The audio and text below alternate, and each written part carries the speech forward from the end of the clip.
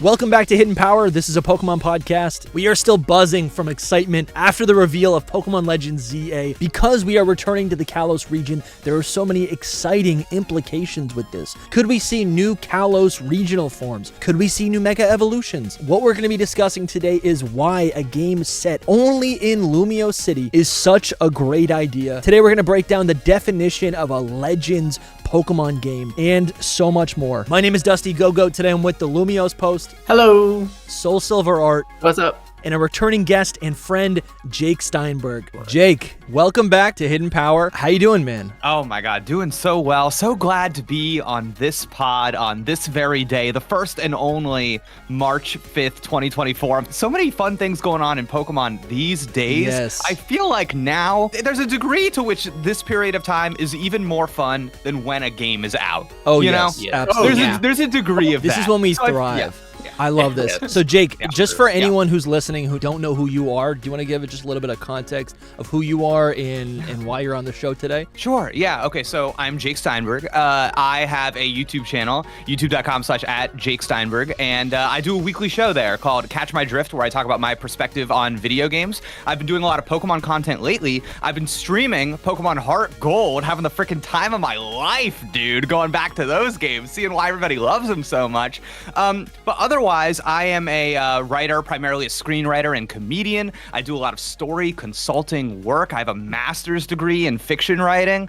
So that's kind of my perspective when I look at games a lot of the time. It's from like a storytelling perspective typically. But those are the kinds of things I do. And I've worked with the Pokemon Company in the past. I've done like preview events at my previous job at Game Explain. This is so many more credentials than I thought you were gonna have prepared. This is incredible. I forgot you worked with the Pokemon Company. That's great. Yeah. Yeah, so technically we've got an insider right now. And, that's right. the fact that you have a master's degree, does that make you a Pokemon master? It might just make you a Pokemon master. I think so. You know how there were like the in Let's Go, there were like the Pokemon specific. Yes. Whatever You're those the were called. Psyduck master. Yes, that is what I would like. I would like that title. I would like to be the Psyduck master. Okay, I think we can give that to you. All right, man. Cool. So we got a brand new announcement of a game that's so out of left field.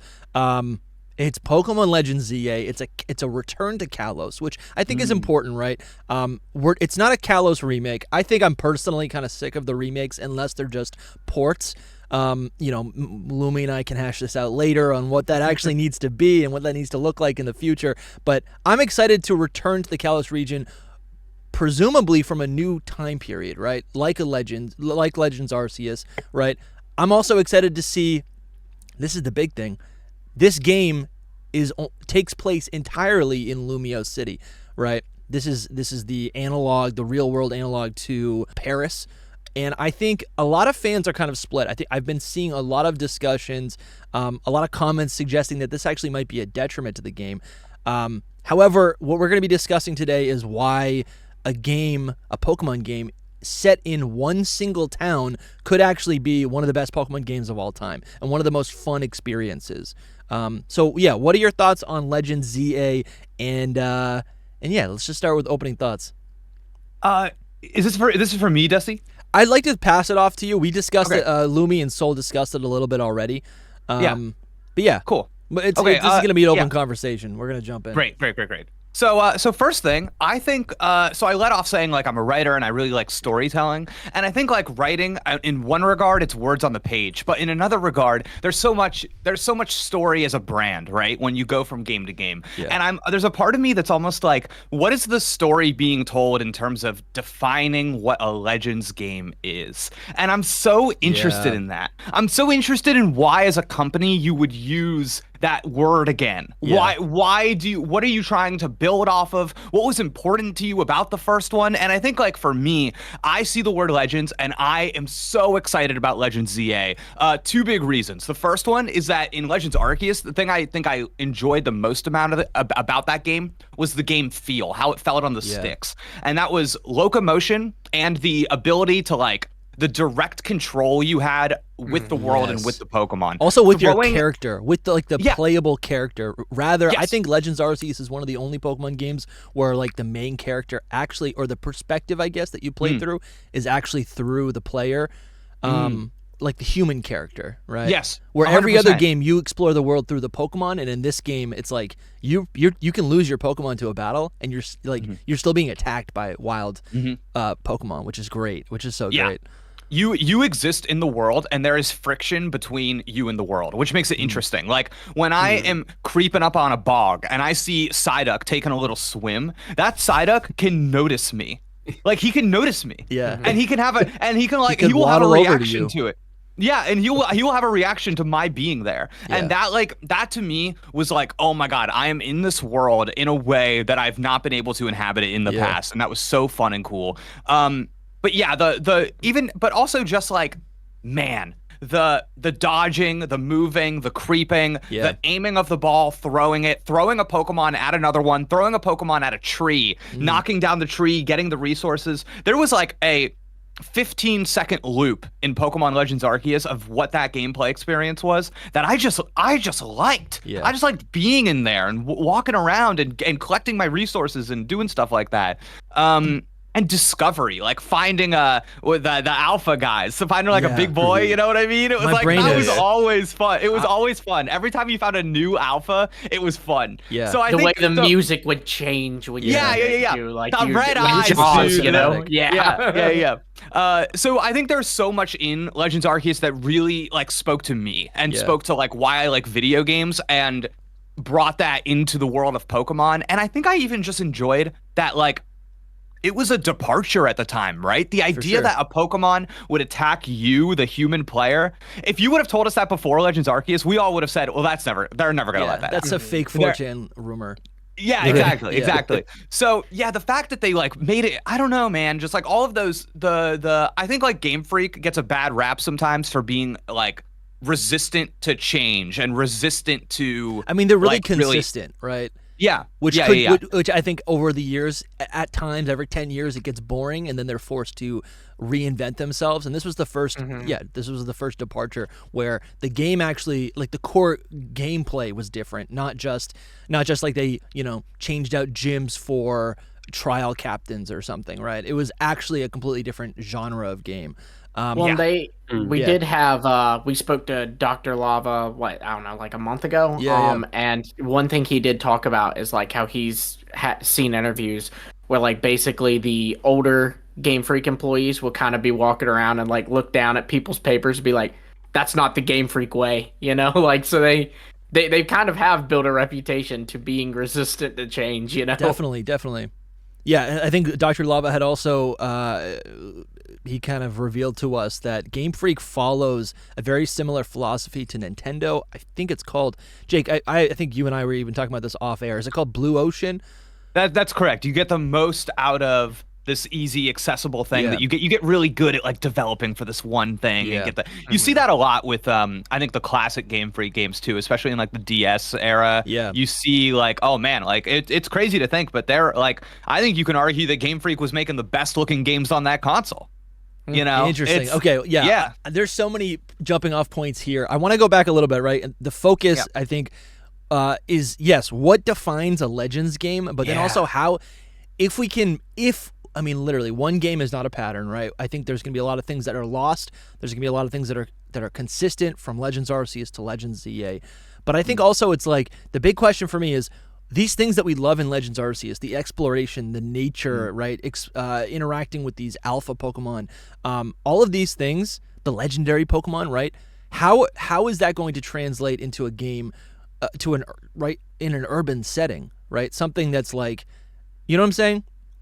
Oh, 100%, dude. And I feel like it's funny, I had this conversation maybe about a year ago about The Legend of Zelda Tears of the Kingdom, where it's like, okay, now we get to see Tears of the Kingdom. What did Nintendo think was cool and worth iterating on in Breath of the Wild? Yes. Like, we all know, I think, why that game was cool for us, but what did they think was cool? And that's kind of what I'm looking at with Legends ZA. It's like, okay, what was it? And I think for Breath of the Wild, the Tears of the Kingdom, it was, I called these tweetable moments. It was this degree to which you had so much control that you could make your own fun, and you would show that to people, and you would go, oh, look at the individual creativities. But now we're going to see what that is for Legends ZA. But I think for me, setting in a city, maybe the most exciting thing about this announcement, because what that does to me is that it differentiates Legends ZA from a lot of these more modern games, specifically on the Switch, where if you look at a screenshot of Legends Arceus, or if you look at a screenshot of Scarlet and Violet, you know 9 exactly times out of what 10, it is.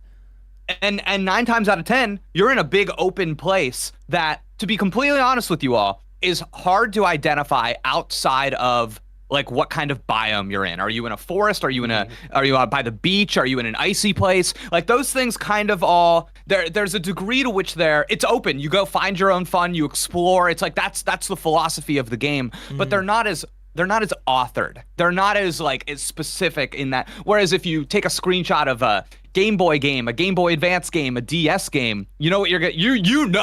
You no matter where you are, you go, that's that place. That is, and there's something to that. It's a different philosophy. And I think what's cool about setting this game in a city is that it's a 3D game. It is presumably relatively open, if not entirely open. But I think there's going to be a degree of specificity of when you limit the scope, the focus enhances, right?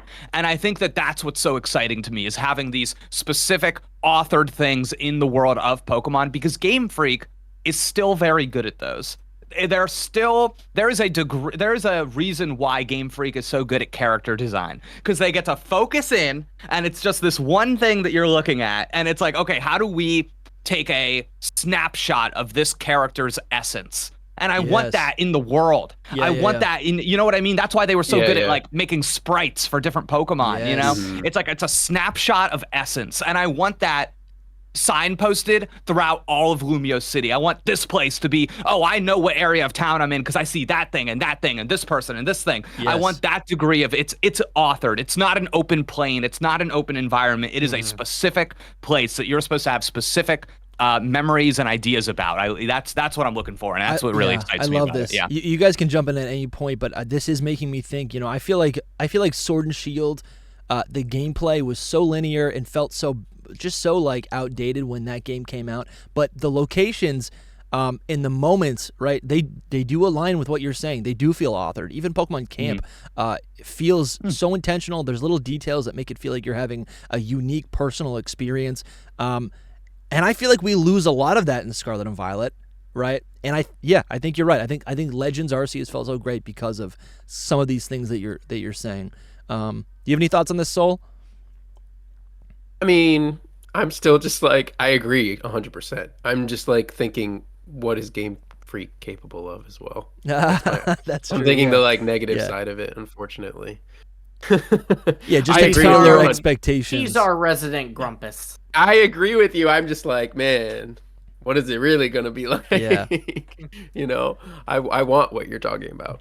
Yeah, I mean, there's already in the trailer alone, there's already some, and you know, the trailer wasn't even actual gameplay footage, but there's already some sign of that, like in the sense that when you see the part specifically with the canal, like there's a bridge going over the canal, there's a little, like, I guess you'd call it like a dock below the canal where the girl's, you know, throwing a ball and there's a Dragonair and all.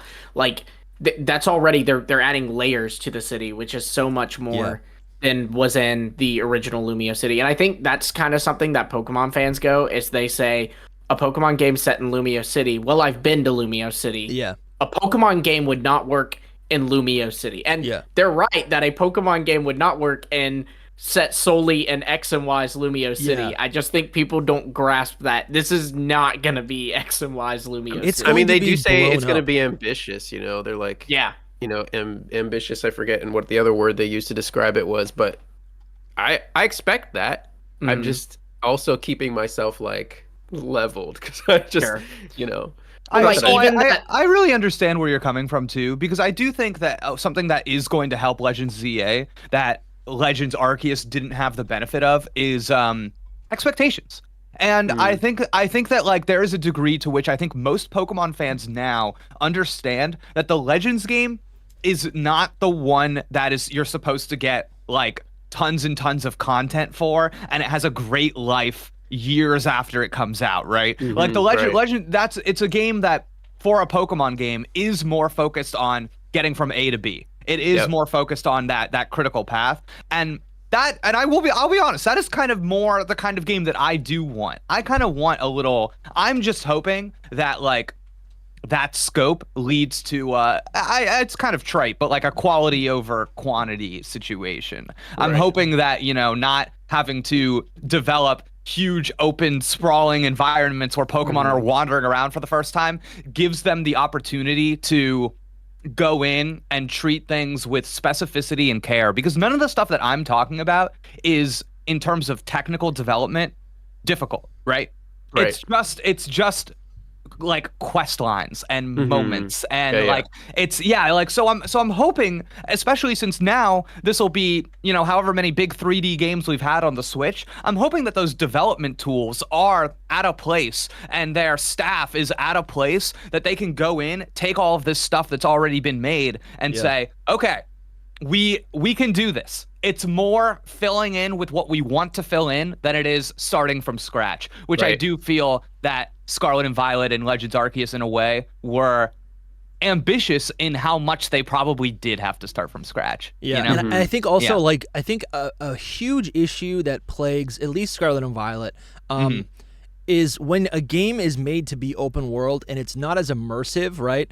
If it's not actually too, I think if it's not to scale, what happens is, as soon as, what I've noticed in Scarlet and Violet is, if you go up on a hill, right, and you're standing on the outskirts of a town, you can see the town, and it looks like it's just like it was just plopped there, right? None of it, all of the immersion is lost once you look at the town from a further perspective. Where again, one of the great things about looking back to Sword and Shield and exploring the Galar region is, because you are fixed to certain locations, the distance, everything you can see in the distance is like beautiful, right? It's like a storybook setting. It's like you know, you can make it look however you want without that major issue. The towns were like seamless in those older games. Like I think about and my wife and I are playing X and Y right now, you know, for obvious reasons. So like thinking back to that, like before you make it to Geosenge Town, you have this route where you're starting to see more and more stones appear. Talking about with Sword and Shield, you, before getting to Stow-on-Side, the little kind of desert city, you go through this desert. Like it feels very like the world is gradually changing into that next city, right?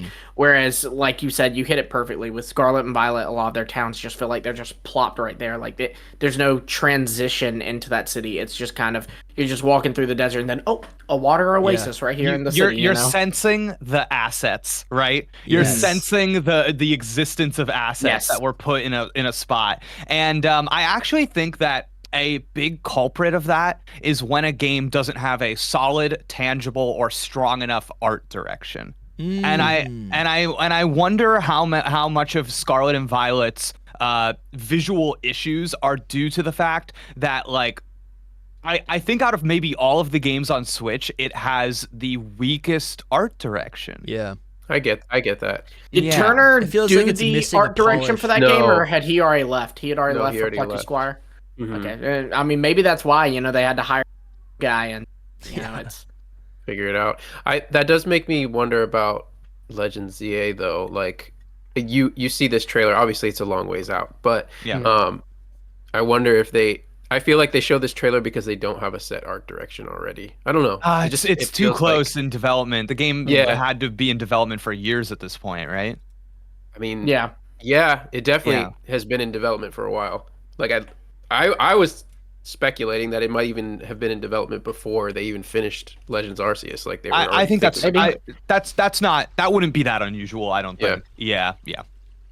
So I mean, I don't know. This feels like maybe we'll go in this direction, or maybe we'll go in that direction, but I don't know. Yeah, I hear you. I do think part of it is I don't know. I think that how they show their games is very specific to them for a reason. I don't think it's because they're underprepared just due to how much planning this company must go through, but I do think when you so like, this is kind of a stupid thing to pull, but remember when they showed Brilliant Diamond Shining Pearl for the first time, and then the second time you saw it looked a lot better? I barely remember that. Yeah, they could be trying to avoid that issue. So I kind of think that polish is, as you know, as people know, it's like the last stage of development, and I do wonder if they are just at a point where they've decided, especially with after how Scarlet and Violet were received, if they're like, okay, let's when we show the actual game for the first time, let's make sure it looks at least close to how it's going to look when we release the actual game, just for the sake of the public response. But I do think something else important to keep in mind is that all of like Let's Go, Legends, Scarlet and Violet, BDSP, all of these games, they're distinct. And like, not only are they distinct on store shelves, again, bringing up like a screenshot, they're distinct in a screenshot. And I think because of that, I would be surprised if these games looked like they were assets lifted from Scarlet and Violet or Legends Arceus. I'm expecting at least some kind of like palette, Yeah, like, I think even the a setting. basic, I think the setting is going to make a big difference. The characters, obviously, the technology will be advanced a couple years into the future, but that is something we see with most Pokemon releases. Every new game, DLC, remake, they typically contrast in between or between each one, right? Like first we're like in an old. I mean, I think the setting alone between Legends Arceus and this are going to be so different, just visually. Even if the assets are similar, I think this, right, if you think about the style of clothing that the character would wear in Pokemon Legends Arceus, they look like traditional Japanese or whatever you would imagine, Japanese clothing to look like. Set in a Paris region, I think it's going to be much more European, obviously, right? I want to wear a wig, one of those fancy wigs with the curls. Yeah. I think even more than all of that, though, I'm saying, like, even very, very basic, I'm expecting, like, bolder colors. Yeah. Like, I'm definitely. expecting, like, it to be a more saturated look to kind of make it more distinct. And I actually think, I really like in this trailer how they do this, like, dumb little thing with, like, the outlines of the Pokemon. Yeah.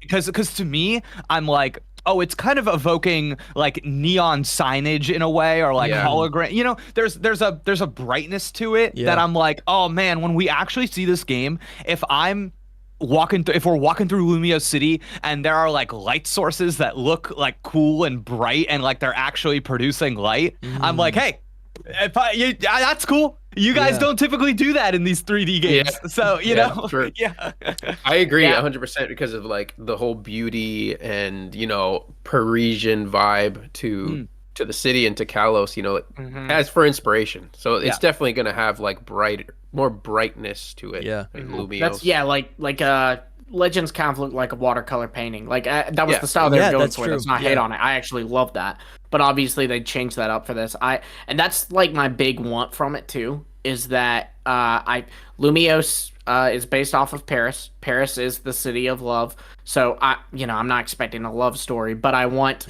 the city to feel very romanticized. I want it to feel very beautiful and artsy. And I also on that note, Kalos is the Greek word for beauty, if I'm not mistaken. Yeah. So that's the primary. There's so much focus. It's not that.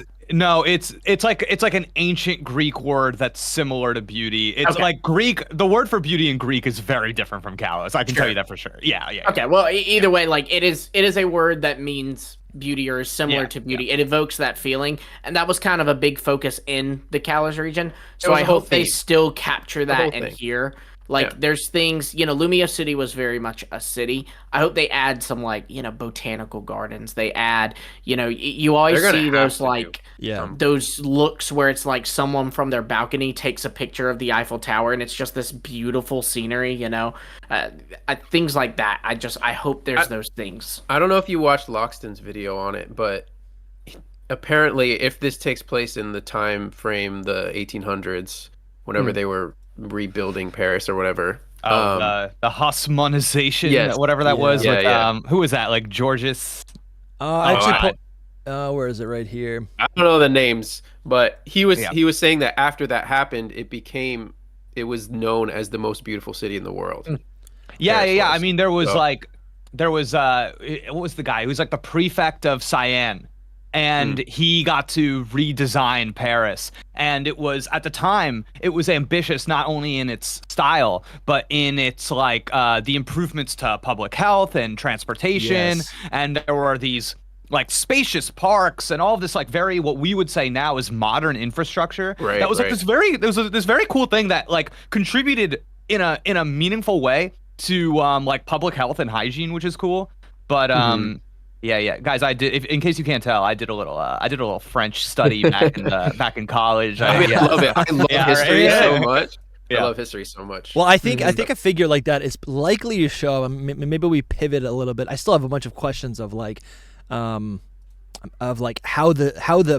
Lumio City is actually going to like operate and how we're going to operate through it. Like, I wanted to go back to that too. Yeah, let's jump. Can I give you a historical fun fact about this?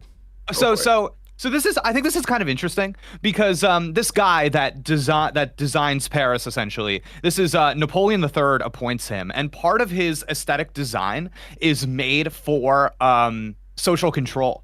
So not only does he creates like these like beautiful open spaces, but they were actually designed to be very easy to monitor and regulate. So like these wide boulevards and these open squares, they made it really difficult for protesters to organize and like impossible for people to make like barricades during these periods of like great social like unrest and stuff. Yeah. So it was like a political thing that they got away with it almost in historically because of how effective and beautiful. I don't know. I just thought that was like a cool like I think that is really cool maneuver. I think the duality of the direction of like reconstructing Paris in this way, right? In the controversy of this individual figure, I could totally see a figure like this showing up as the antagonist, or maybe he starts out as the good guy, right? And what I'm thinking is he might be a ancestor to what the heck is his name?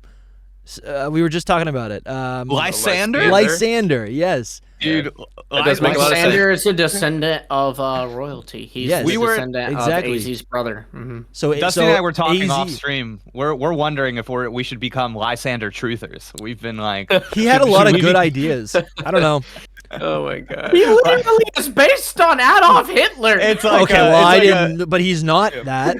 He's just based off of that, but he's not that. And our world is different from the world of Pokemon. Yes, okay? Maybe in the world of Pokemon. Genocide still though. I just think we should get Lysander was right T-shirts and just see how that goes. You know? Yeah, Jake's trying to he's trying to take over the show. He's like, they'll get canceled, and then I'll rise up. Do we all get like the Apple goggles for that? Can we do one? Yo, what we need to do is we need to do one for each of the team leaders. That's true. Because I would love an Archie was right. Archie was right, yeah. Well, I'm going with Guzma then. I'll be the Guzma. Right. So I'm with you. Guzma was a homie, dude. Yeah. Just hang out in his... But Lusamine was right to abuse her kids. What? No. Yeah, it's funny how that's the one that we're like, no, that's wrong. Yeah. That's wrong. Mass genocide's fine, but child abuse is never okay. Yeah, well, it depends, you know. If you were playing X, it's like immortality, so he's not all too. Is that what he? Wait, what do you mean? Is that does the plot of Kalos? Apparently, this. I mean, Lumi can tell it better because I don't remember well. I'm trying to play through X and Y myself. I just started a new file of X. We're all playing it, dude. We're all playing. Yeah, we're all playing a different variation of an X. I gotta ask you guys later about how you're playing it. But anyway, like there's a way, or like two paths, you know, X and Y. There's like the death and the life one. So I don't know, Lumi, you can probably explain it better. But in the life one, it's like immortality versus killing everything. Oh, interesting. Well, no. He still wants to kill everything, just to grant immortality to himself. That's what it is. Okay. Well, and then all that are beautiful. You know. Yeah. That beautiful. Wow. I mean, if you're on his side. Yeah. Well, no. It's funny. It's funny you say that. Like while I was playing through, there actually is a guy in a gate who I talked to him and he said, "I hear your future's secure if you join Team Flare," and I'm like, "Yeah, because they're gonna nuke everyone else." That's a little bit of foreshadowing. Yeah, there it is. There it is. Love that. I should have brought my DS down here. So do you have a capture card like attached to the back of that thing or what? I've got another one that has it that I use when I stream. I don't have one, so. So the biggest thing that I'm wondering is like, how are they gonna fit all of these Pokemon within this region, right? Assuming that, so I think Legends RC has had around 250 Pokemon. I'm assuming we're gonna have at least that will contain the Kalos starters. I'm sorry, the Kalos Pokemon that will contain whatever Mega Pokemon evolve. That will contain probably a bunch of other Kalos Mega Pokemon. I don't think it will contain all Mega Evolutions. That is a question that's come up in the past few days. No, because Okay, so if the game has all the Kalos mons, like all the Gen 6 mons, not the whole Kalos dex, because I think we can all agree it's not going to have the whole Kalos dex. That's 454 Pokemon, which is more than Scarlet and Violet's base game. Also, also the Kalos dex was split up into 3 regions, right? Oh yeah, so confusing, dude. Technically speaking, then we would only get Central Kalos and Mountain Kalos. Exactly. Whatever the one is central at Lumiose. Yeah, but well, it's in Central Kalos, but then you have to go back to it to take on the gym when you're in Mountain Kalos. So in a way, it's both. So but I think if it's all the Gen 6 mons plus the other mons we saw in the trailer that aren't Gen 6, so things like Ariados, plus all the Mega Evolutions, that already is 192 Pokemon, and I don't know. I don't think that's 2 different sets of starters in the game, not including the Kalos ones. If you do Mega Evolutions, because you have the Kanto and Hoenn. There's also the fact that Rayquaza would be there. Latios, potentially even Kyogre and Groudon, because while Primal versions aren't Mega Evolution, it's very similar. I just don't think they're gonna do all of that. I think there will be some Mega Evolutions sitting out. I would push back on that a little bit, because I think the big missing thing here, and we touched upon, my brain's spinning. We talked about The Legend of Zelda earlier, right? I think I'm pretty sure the developers came out right and said that Legends Arceus was inspired by Breath of the Wild, right? And now that Tears of the Kingdom was obviously a build on that, and this is a continuation of the Legends games, I'm curious to see if, I think it'd be really fun, and there's potential for them to come out and say the whole game's going to be in Lumiose City, and then what they don't tell us is that there's a lower level of Lumiose City, or maybe there's a parallel version of Lumiose City, because in the trailer there's all this imagery of old blueprints, new blueprints. I don't know, there's been a bunch of I don't know. I think there's some potential there, but then the biggest thing, the thing that's not even just a theory, but the thing that's I feel like will likely happen is that they're gonna, just like how we had the distortion zones or the distortion areas, the distortion rifts in Legends Arceus, we're probably gonna have some sort of. There's gonna be a similar thing that involves Hoopa and potentially Hoopa Unbound, allowing us, just like in Omega Ruby Alpha Sapphire, to access all of these new legendary Pokemon, right? I would think if Megas are coming back, we're going to get all of the Megas that are already existed, which would build on post-game story and allow us access to all of these all of these other Megas, right, that are only in the Hoenn region. I guess my thought is, and I think this especially is true if they're going to add new Mega Evolutions, my thought process would be you don't bring them all back. You just there would be a bunch. I'm not saying that, I think there'd only be like 4 back and some new ones. I think that a lot of them would be there. I just think the ones that would be sitting out would be like Rayquaza, Latios,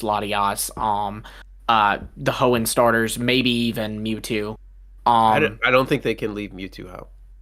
That's another huge one thing. I'm a little more shaky on, but that's another weird thing, because like if Mewtwo is a Pokemon that was, I guess, canonically invented or whatever 40 years ago, this game takes place 150 years ago or whatever. There's clearly going to be some kind of time travel. Yeah, I mean, and for the record, we can get into that in a moment too. But I think that if they do have new Mega Evolutions, it's very likely that the next game after Legends EA, which I think we all imagine is Gen 10, I think would bring back Mega Evolutions as well, and so you would see the rest of them there. So the Hoenn starters are transferable in, and you can get your Septilite in that game and Mega Evolve it. It's a big topic. I think I agree with what you're saying about the legendary specifically, like Rayquaza and Kyogre and Groudon, because when you look back at PLA, and I know we talked about earlier that it's not, you can't take everything from that and bring it into this game, but that game only had Sinnoh Pokemon, and I know Sinnoh has a bunch of legendaries. That's the thing. So Kalos doesn't. So the thing is that I still don't think that they would bring in other legendaries. I think it's still going to be Kalos. I mean, and it still has the birds, because the birds, while not Kalos legendaries, they were in the Kalos deck, but so they still could do something with the bird. Well, here's the thing. I feel like Omega Ruby and Alpha Sapphire is, in a lot of ways, maybe not for the story narrative, but for the I don't know, for the spirit, for the themes or whatever. I feel like Omega Ruby Alpha Sapphire is a direct sequel to X and Y, right? There's so many. You're not wrong. Yeah. So I think what would probably happen is a lot of the story elements that are present in there, right? I think Zinnia's ancestor is going to take a part in this game in some way. That'd be fun. Right? Why would they not want to bring back or explain the primals? Who knows? What if we get primal? Right? It takes place in the past. We get primal Zygarde or whatever, right? I will say that cool. They would make the most sense to be coming back out of all the other legendaries. That would make sense. But I would think, that's what I'm thinking. As sad as it is, Arceus didn't get anything new in Legends Arceus. Zygarde already has. That's true. What, 4 forms or 3 forms? 3 forms. Yeah. But then really multiple designs if you factor in the cores and the cells. But that's true. So I would say it's more likely that like Legends Arceus gave origin forms to Dialga and Palkia. Yeah. Probably the things that would get the origin forms are Xerneas and Yveltal, but or the primal forms. But there's also the question of, is this set in the past? I think there's good arguments about both. I do really like the whole, idea of it being set on that, big remodeling of France or renovation of France or whatever you want to call it. I think that's the most likely. I think so as well, scenario. But people have pointed out the people in the blueprint and the trailer are wearing modern clothing. They have baseball caps and stuff. And, didn't they have baseball caps back then? What was baseball? My big thing is, why would Lumiose become this big thing? And it looks like there might even be biomes for Pokemon, like artificial biomes. And if that's the case, why did they take steps back over time? Because, if this is set 150 years before X and Y, well, then why did the city become worse and become less innovative in between then and X and Y? I don't think it's less innovative. I think, again, this goes back to the conversation. How do you make an entire game based on a city? Well, you flesh it out, right? In X and Y, we didn't see Lumiose City fleshed out to scale like what we're going to see in this game. And so I think... Yeah, I just think it's like. Can I jump in with something? Yeah, I'm thinking about this, and I think one thing that might be something good to practice is divorcing the Lumiose of X and Y from the Lumiose of this Legends game. Just because I feel like Hisui is, and that whole thing, were we even in the same? Yeah, it's so different. It's like a different universe. It's like we're in the multiverse. So I feel like it's too. Yeah, so I feel like it's a take, and I think the conversation about the past, the future, whatever. I almost wonder how much that matters outside of our concept of it, and I think what is actually being communicated here is that we've got Legends ZA, right? And we've got all these things in the trailer that it's not necessarily about the past or the future, but it's about progression. Yes. It's about a spectrum of time. It's about the beginning and an end. And when I hear that, and I hear about Dusty, I liked what you were saying with this idea of the legends, all these legends coming in. What is that? And I think what we're talking about with Legends Arceus, you had those distortion things, right? I think a way that we are trying to invoke that or make that make sense in this game is this idea of an incursion of something coming to this city that isn't supposed to be there for whatever reason. And I like this idea a lot because what I think that this fits really well with are some toys that we've already made that we haven't super utilized yet. And that's the Paradox Pokemon. I think that we've got Z. Okay, go on. So think about Z. Think about A. I think we all agree A is at the beginning, Z is at the end. And I think of a Pokemon like Donphan, and I'm like, oh, Donphan, I've got an A version of you and a Z version of you. That I feel like now I could have an incursion where this weirdo Donphan shows up in the town, and maybe I've got a little mission all of a sudden where it's like, oh, the Donphan is, we gotta stop him, dude. True, would they want to incorporate the Paradox Pokemon in a different way? Kind of like how the Ultra Beasts just kind of randomly show up, right? And they explain that in the plot, and that is, Ultra Beasts are central to Alola, but, I don't know. Actually, would the Paradox Pokemon even exist back then? I guess the time machine wouldn't exist. The timeline of Paldea. Divorce it from your understanding of what is set up in Scarlet they're just going to introduce them. And it's like this. It's like Snackworth with just being like, "Yep, I've got snacks that attract legendaries." Like that doesn't really make sense with the other. Here's games. some fish sticks. Go catch a Zekrom. Because I think you could even if we're trying to play this game, which is admittedly not the best game that I play. Sure. I think you could post hoc justify Paradox Pokemon in Scarlet and Violet as coming from a different like timeline, different universe, and the universe is this one. Yeah, they just use Hoopa's rings.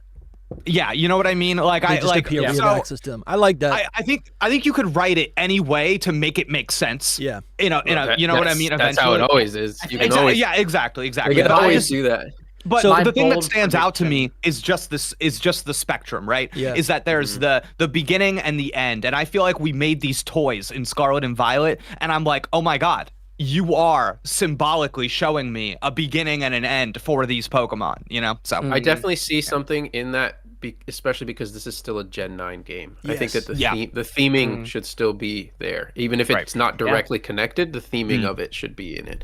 Yeah. To me personally, I don't know if they will, but... No, I mean, I think that's valid. You know, you kind of see that with Legends too. Like there was a lot of like the themes of like valor. Right, like you know that was a big theme in Sword and Shield, like you know that these dogs are kind of left behind, and all, and you kind of have a similar thing with Kamado trying to be like he's trying to be a hero for his people, but he's ultimately like kind of dooming them. Yeah, that's cool. But I do think my bold prediction about these games right now, and you know. At the end of the day, these are all like wild predictions, right? Because we don't even have gameplay. We know nothing. Like it's just exciting. Even they've said you'll be taking a part in the like urban redevelopment of Lumiose. To be honest, that's probably not even the plot. That is probably like the setting or the exposition, right? Like no different than how in Legends Arceus you are a member of the Survey Corps. Yeah. That doesn't really. That's not why we that's love not the the games. Plot. Right. That's and that's not even the plot of the games, really. That's just kind of the exposition for it. But I think that just looking at how the blueprints keep changing, looking at the fact that, you know, we've talked about how that Talonflame devolves as it goes around the tower, I think that there's a good chance that we will be in the future or present, and that we will go back. And Dusty, like you talked about, there's a parallel Lumiose. I could see us like going, like slipping between a past Lumiose and a present or future Lumiose and maybe even you're learning the past on how we should progress with this urban redevelopment. Maybe even you're slipping back to a Paris that's based on that redevelopment they tried to do in the 1800s, and you're kind of learning from any mistakes they made or something. I don't know. That's, you know, again, just my wild prediction, but there's a lot. I would love that. Yeah, and it fits with the past and future themes, I feel like. I think, but to not, no, absolutely, but to not like, you know, we do have a guest here today. To not dive too deep into and like gonna kind of go down the rabbit hole of like what might be. If we were to just look at the like, what does ZA mean? Z is the end, A is the beginning, right? Is Zygarde the end? Does Zygarde destroy something? No, it's probably this urban development plan. We're probably thinking we're doing something that's good, but it's actually bad for the environment. Then Zygarde becomes our antagonist because they're actually trying to save the ecosystem, right? And A is that new beginning, whatever that might be. I think that's kind of, if we were to just distill it down to what the plot of this game is probably going to be, that's kind of how I'm seeing it. Zygarde's going to be the big bad. They're going to use all their different forms. We're going to be playing through the game, collecting all these new Pokemon, bringing them into Lumiose City. And then there's going to be a big face-off, right? And that also, other creators have done it, but there are a lot of real-world parallels that they could probably be taking to create this game. But let's refocus a little bit. Like I said, I do want to talk about how these Pokemon... Well, actually, here's one more idea. I think what could be really special about this game is the fact that... Here, where's the screenshot? Right? So if there's a little building down here and we're like 1/20th of the height of this building, like this is a big playground, right? And I think baby. I think what's really exciting is if we're able to see Lumiose City and experience this entire game in this one city, what that tells me is that in this playable version of Lumiose City, right, in this universe, in this timeline, there's an entire Like, what does the rest of Kalos look like that we'll never get to see? What does Kanto get? What does Kanto look like? Right? Imagine playing Kanto and it's not top down and it's actually open world like this, like a Celadon city. Imagine how big it can actually be. This is how we've always imagined these places to be. We see them like this in the anime, but they're never like this in the games. This is so exciting. I do also wonder, like, if there will be, like, if the routes, the areas outside of the city will be included. Because, like, if you look at one area, it's like a topiary garden, and it feels like Lumio City. The next area is a skate park. Could very well be part of Lumio City. Oh, the areas around Lumio City. Is literally, the next area is literally called the Lumiose Badlands, and is home to the Lumiose power plant that powers Lumio City. Then right after that, you have a playground that is could easily be a part of Lumiose. It's like a little park. That's and this is all in the 3DS game, you're saying? Yes. Yeah. And I think what's important there is that the entire game takes place in a spot we are calling Lumia City. Exactly. It's not, you know what I mean? It's like it's so much of what's in there is not in the 3DS game. It's a completely new. So I see what you're saying, and I think taking a lot of stuff that maybe is iconic in Kalos and folding it into this new version of Lumio City, especially the stuff that's around. I think that totally makes sense. You Why do think not? that's possible? Right? Yeah. I remember, like, you were saying, Totally. Jake, not to call you out, but I do feel like you were saying the opposite maybe a week ago when the game first came out. because it is Lumio City. You will not be able to leave. Period. Yes, but it's not. Yeah, but it's not the. You're not leaving the city, okay? You're not going to root whatever the heck. Yeah. Those areas are just part of it. And people keep floating that to me. They're like, oh no, you'll probably get to leave a little bit. And I'm like, dog, they told us two things about this game. One of them is the title. The other one is that you're not leaving the city. Can we go back to Paldea? Paldea post game? Yeah, probably we'll take the train station at Lumio City to go to Paldea, I'm sure. Oh my god, absolute crazy. So yeah, what I'm saying is that you will not leave the city, but what's in that city could be the stuff that you're saying, like, would normally be outside the city. It's literally called the desert route is literally called the Lumiose, because the routes had like a second name that wasn't a route. It was like, Brunway, whatever. The desert is literally called Lumiose Badland. And it's home to the Lumiose power plant that powers Lumio City. And like, it's run by Clement and everything. Yeah, and that power plant was one of the biggest, like, Easter eggs, like desirable content that was just kind of like left out of the region. When X and Y came out, the power plant, that's what people wanted to get access to. There's some connections to Volcanion there. Exactly, right? And these are the legends. I think people are ignoring, guys.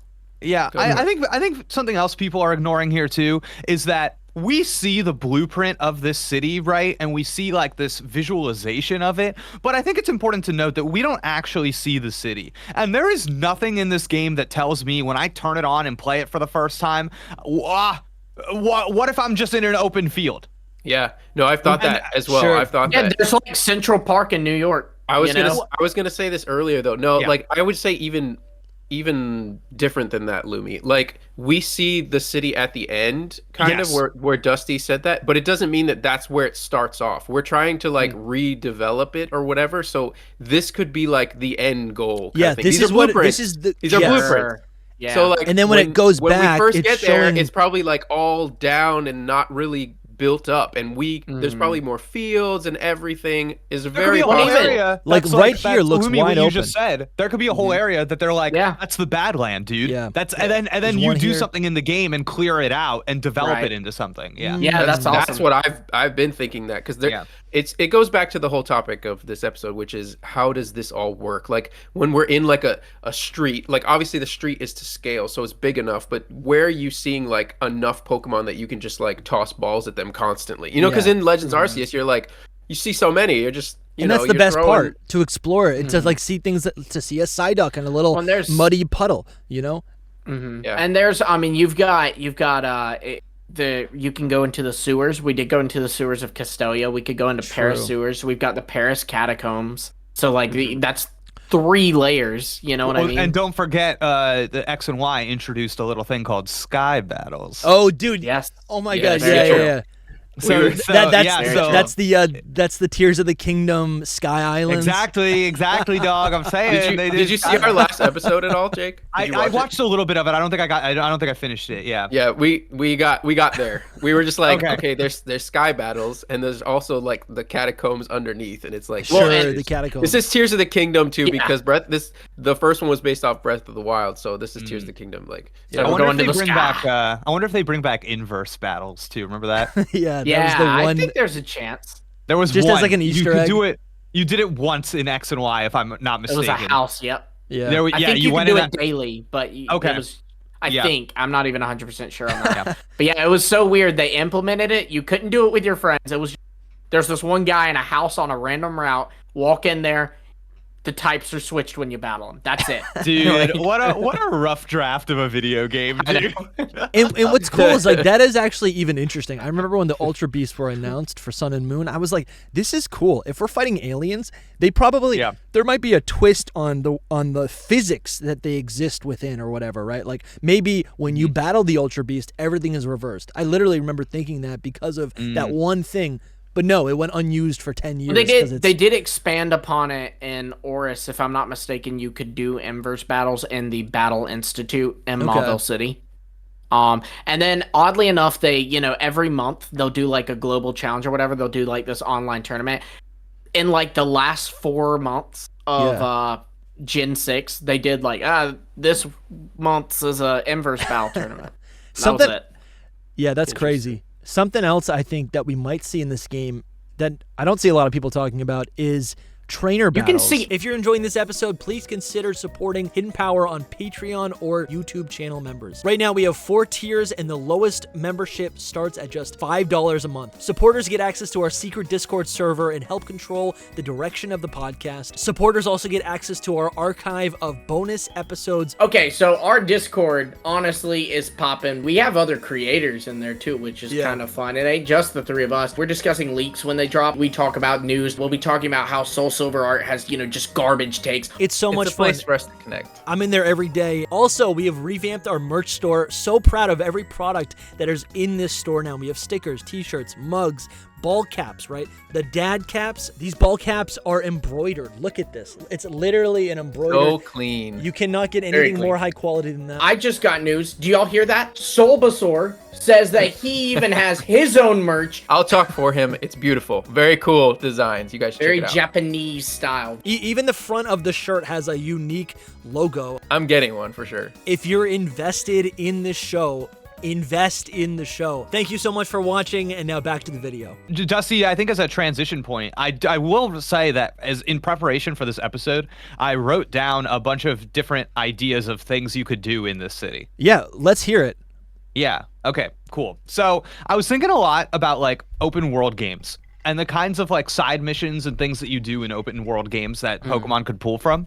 And I think that like one of the cool things about Legends Arceus for me was that it was the first Pokemon game, and maybe I'm wrong about this, but it was the one that for me was like, oh, we're doing side quests in this. Yes. Like, and I thought that was cool. And I was like, oh man, what a nice addition to the world of Pokemon. So I would love to see that iterated upon here, especially since you're in a city. You look at games like the Yakuza series, who all take place like in a city, and one of the big attractions of that game is what they call side stories, and a lot of those are side missions or mini games. And it's like a way to, even though you're confined to this specific space, you can maybe mix up the aesthetic or the gameplay or whatever it is, have some fresh things going on. So the first thing I want to bring up is that when you start up Pokemon X and Y, the first character you talk to is your mom. Do we remember what your mom did? Rhyhorn racing. Rhyhorn races, dude. and I was just thinking about this, and I was like, dang, dude, Legends Arceus, you're riding around on all these Pokemon. It's already something that's kind of important to them. Could we see like the Rhyhorn racetrack? Maybe it's actually like, have that in X and Y. The Rhyhorn racetrack, you can see it, but you can't go in it. It's so stupid. Wow. And that's what I'm saying. Like, could we have like a little area where maybe you go, you earn some money or something? Yeah. Like, even just giving us ride Pokemon in the standard game as well, right? Well, yeah, totally. I think that's. I don't know if that's later on your list, but like ride Pokemon in general, like I would love to see that's that going to be in it. Dusty, I actually put ride Pokemon, but not what you think. And I think, and here's my take. So for getting around the town, you rollerblade. You're that actually makes sense.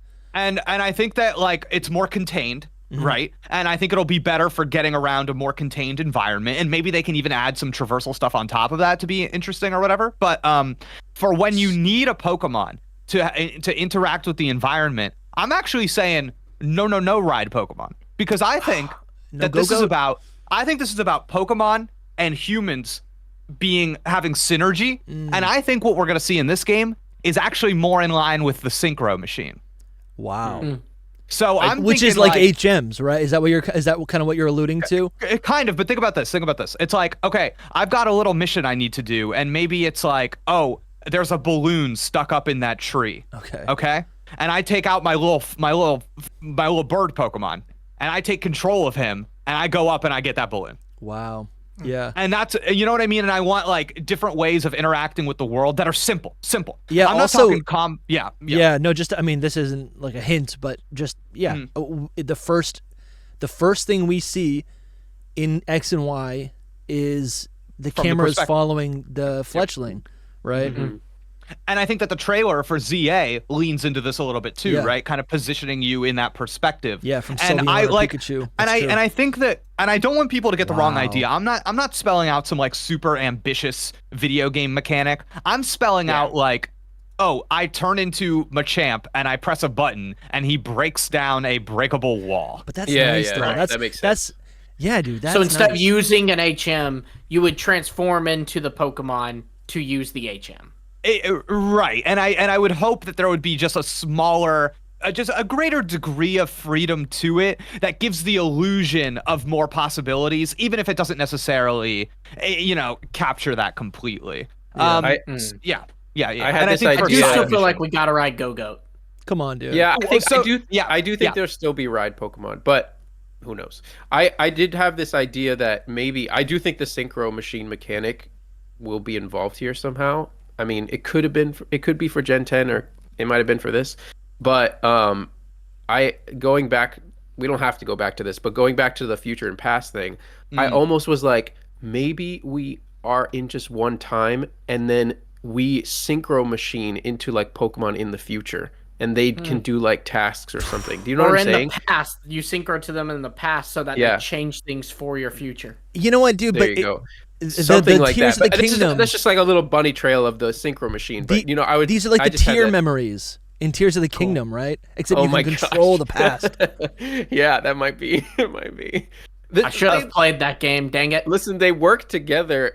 Well, not together, but close by. They work close by. These two companies now. Oh, there was something else, but anyway, you can continue with your points. Yeah. Okay. Here's another side mission for you. Okay.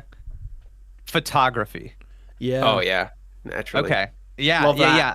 And there was a little bit of that in Legends Arceus. And I think what I want is there's like a photography NPC, and he's like really into photography. He like gives you a camera, and Alexa's ancestor. Yeah, and maybe you go on like there's like he has like a list of things he wants you to take pictures of. Yeah. And it's like, and you've got to like find those or whatever. I could totally see a game like this doing that, like a little mini Pokemon Snap type thing. Sure. It's because that was in the Did someone say Pokemon Snap? Snap? It was like Pokemon Snap, but that was also a feature. That was a feature for the new Ursaluna in Kitakami as well, right? Yeah, I'm also gonna say that maybe in X and Y there were like little spots you could stand in, and that was also a feature in Heart Gold, Soul Silver. Yep. So that's in there. I like that. So now. Again, not ride Pokemon, but I imagine there to be like, okay. Superman 64 style, you turn into a bird and you like fly through the rings. Okay. And it's like, I can see all of this. That was also in Blueberry Academy. Like the Poker Ringer for the anime. Y'all remember those? That'd be cool if they let us do those. I don't know what that is, but you don't. It's how Ash's Talo and his Staravia evolved. It's like a little thing where the bird Pokemon was like a really popular thing in the anime, like almost on par with contests, where like a bird Pokemon has to take the ring and put it on this like loop. But like people have always been wanting that in a Pokemon game. Is why that's relevant. Yeah, people have always talked about that. Yeah. I want there to be invasions. Okay, I'm talking. We have this city, and there's like a kaiju Pokemon, and it's like we had Alpha. Cool. We had Alpha Pokemon in Legends Arceus, right? I want in this game, I want what's it called? Like Primal Groudon, all right? He pops up. That's the raid. I'm gonna destroy Lumiose, dude. That's kind of cool, dude. I like that a lot. I mean, for Zygarde, that I can kind of see that, like a perfect Zygarde just towering over the city. You know what? This is kind of unrelated, but I'm just thinking like Kalos really is a great sequel to the Legends series because just like I think one of the most dominant, one of the most iconic things in Legends Arceus was that you could always see Mount Coronet in the background, right? And in this game, everywhere you are, you're going to be able to see the Lumiose Tower in the background. That's just a little, just a visual rhyme there. Yeah, it's a good signpost in the world for where you are and like what you're doing, and it's like, oh, this is to my back, this is over there. It's like, that's the kind of stuff I really like. There's this mechanic in so this year, Like a Dragon Infinite Wealth came out, the newest Yakuza game. And those games have a very in-depth Pokemon parody side story. And if people don't know about this, it's to the point that like in this open world, you literally run around participating in these turn-based battles, you defeat gym leaders, and then you go fight the Discreet Four. Wow. So it is like very like nice. We are doing Pokemon. And one of the things that they do in that game that's new is that they do they take this idea of raids, which I'm guessing is inspired from Pokemon Go. Yeah. And essentially you'll find this dude in town who's just like standing there and he's glowing and he's like really strong or whatever. You go up to him and you go, okay, if I can defeat this guy, I will have an opportunity to catch him. And I'm wondering like, I think you could kind of do something like that here. I think you could kind of do something where it's like, well, that's like the alpha Pokemon, right? Yeah, exactly. And I'm wondering if you could recontextualize it in a way that's like... It makes sense for the Kalos region. Yeah, and it makes sense for this idea of them like working together where like maybe this Pokemon is like looking for a trainer who is strong enough to be their partner or something. Like I think that would be so cool when they like are chilling in the city, like, and I think that would be really fun. It has to be, this is a good point. I wanted to bring this up earlier. It has to be recontextualized somehow because they're not... Yeah. We have to assume that some kind of alpha Pokemon is going to return because it was a big feature in Legends Arceus. Yeah. So, but even though they alpha can't do it Pokemon the same were way. Like, because they were directly tied to Arceus itself, right? Or was it the distortion? Was it the distortion? Exactly. I don't remember why. I think they were just wild and angry. I think they were triggered by something. My guess would be, by the way, is that if we are doing a past future thing, I don't think it's a coincidence that Alpha starts with A, and I think that you will see them in the modern world in a version of them that starts with Z. I know that's stupid, but like that's my take. I don't, bingo card it. yeah. Z alphas. Yeah, or right. Zeta. The only Pokemon that will be in this game start with the letters Z and A. Yep. That's my bingo card. Yep. No, but I think that what you were saying, Jake, makes a lot of sense with the alphas, like a recontextualization of why you have to like challenge them or why they're like bigger and badder than the rest for some reason. Yeah.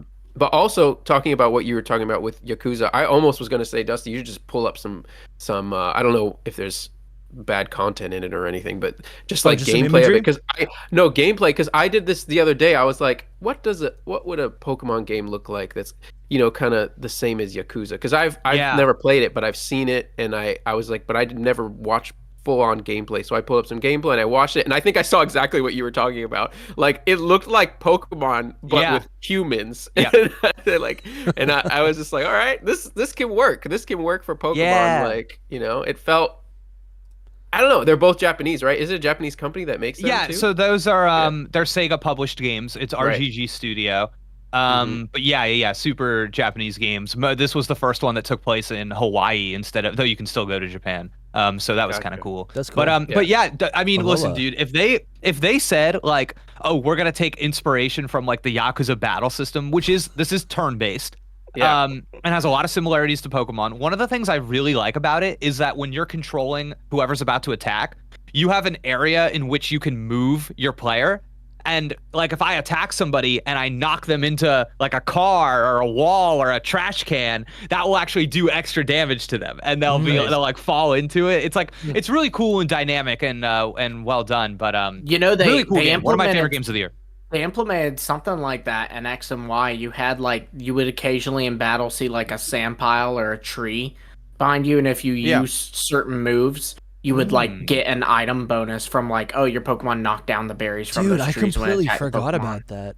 That's cool.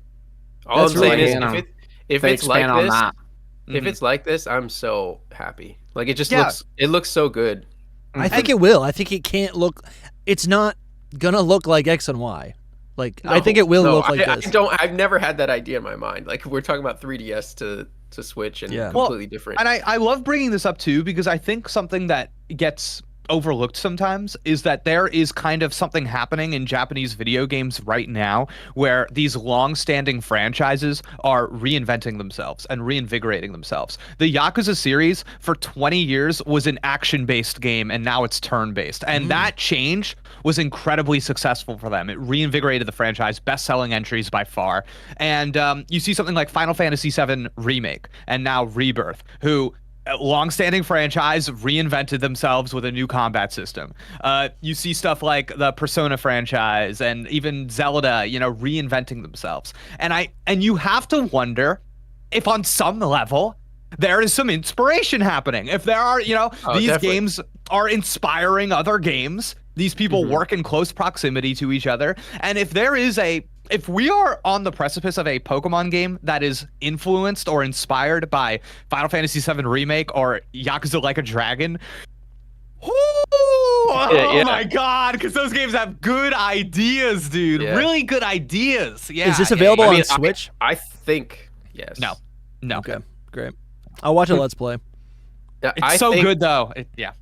I agree with you. I think that there is something going on. I mean, just from if you just want to take it from a Zelda point of view, because so many people were like PLA was based on Breath of the Wild, so like or like not based on, but there's some inspiration. Yeah, I think that's the same kind of thing here. It's still we're still changing, and to all of those that you mentioned, like Pokemon is doing it too with this. They're just not straying away from their main games doing it. You know what I mean? It's like let's do one that does this and then stick to the old way still, which is smart. That's like the Nintendo way, right? Like you see the same thing with Mario. 2D side scroller Mario's not going away. They just are doing like Odyssey, Galaxy, all those different versions of that in addition to it.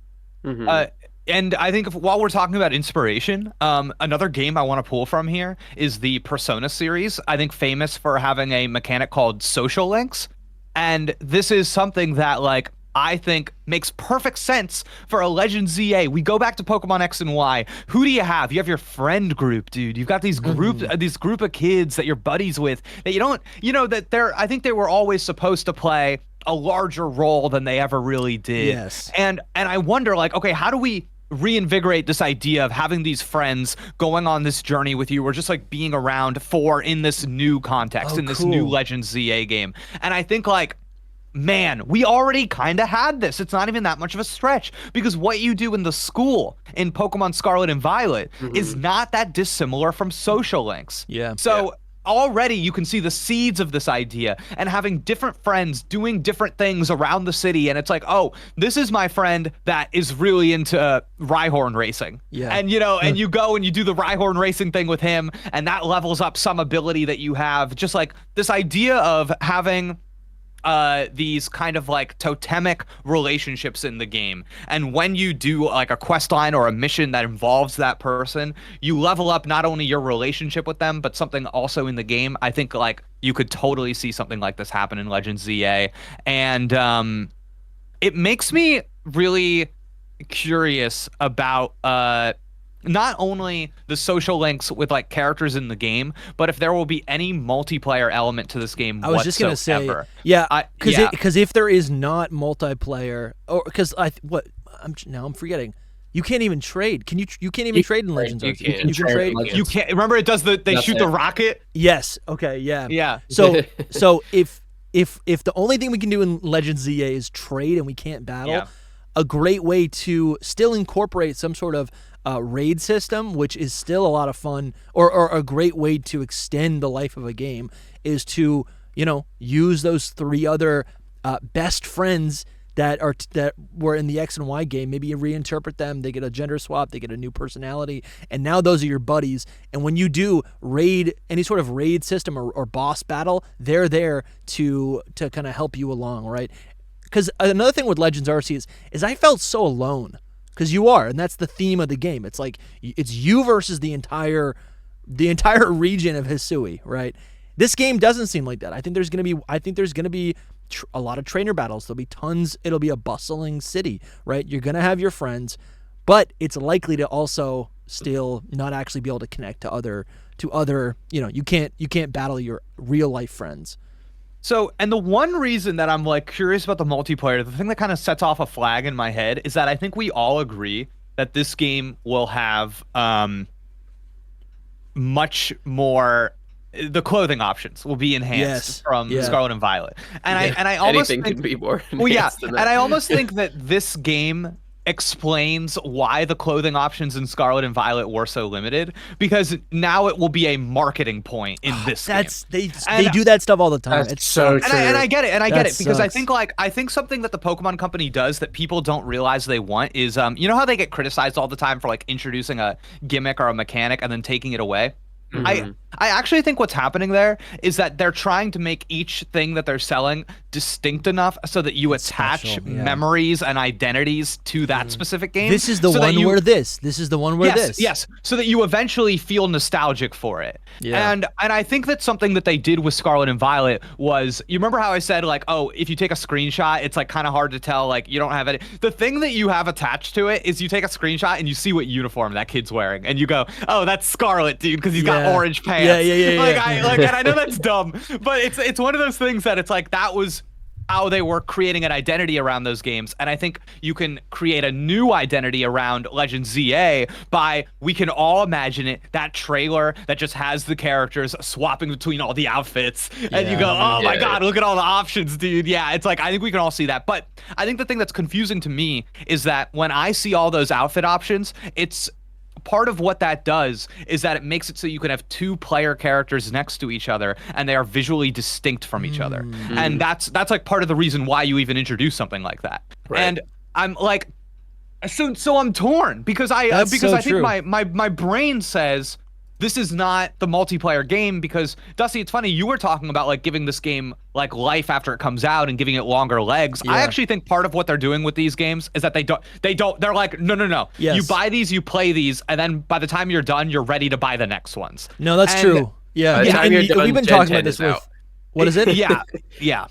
Gen 10 is revealed. Yeah, we've been talking about this also, Jake, about like the Gen 4 remakes of the Johto games, right? And how like they feel like a full package game that plays the same as it did back then as it did today. I don't know if Scarlet and Violet is going to be as fun in 20 years as some of those older games will be, But I think Legends Arceus, because it's so self-contained, it is that. It is great. Yeah. It's still fun. I agree.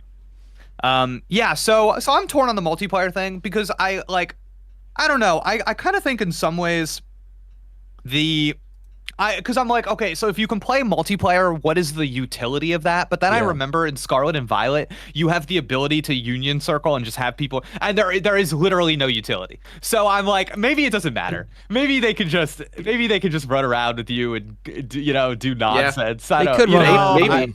Yeah. So maybe I'm just thinking too hard. Yeah. No, I mean, we can't know. We know literally nothing, but it's fun to speculate on either way.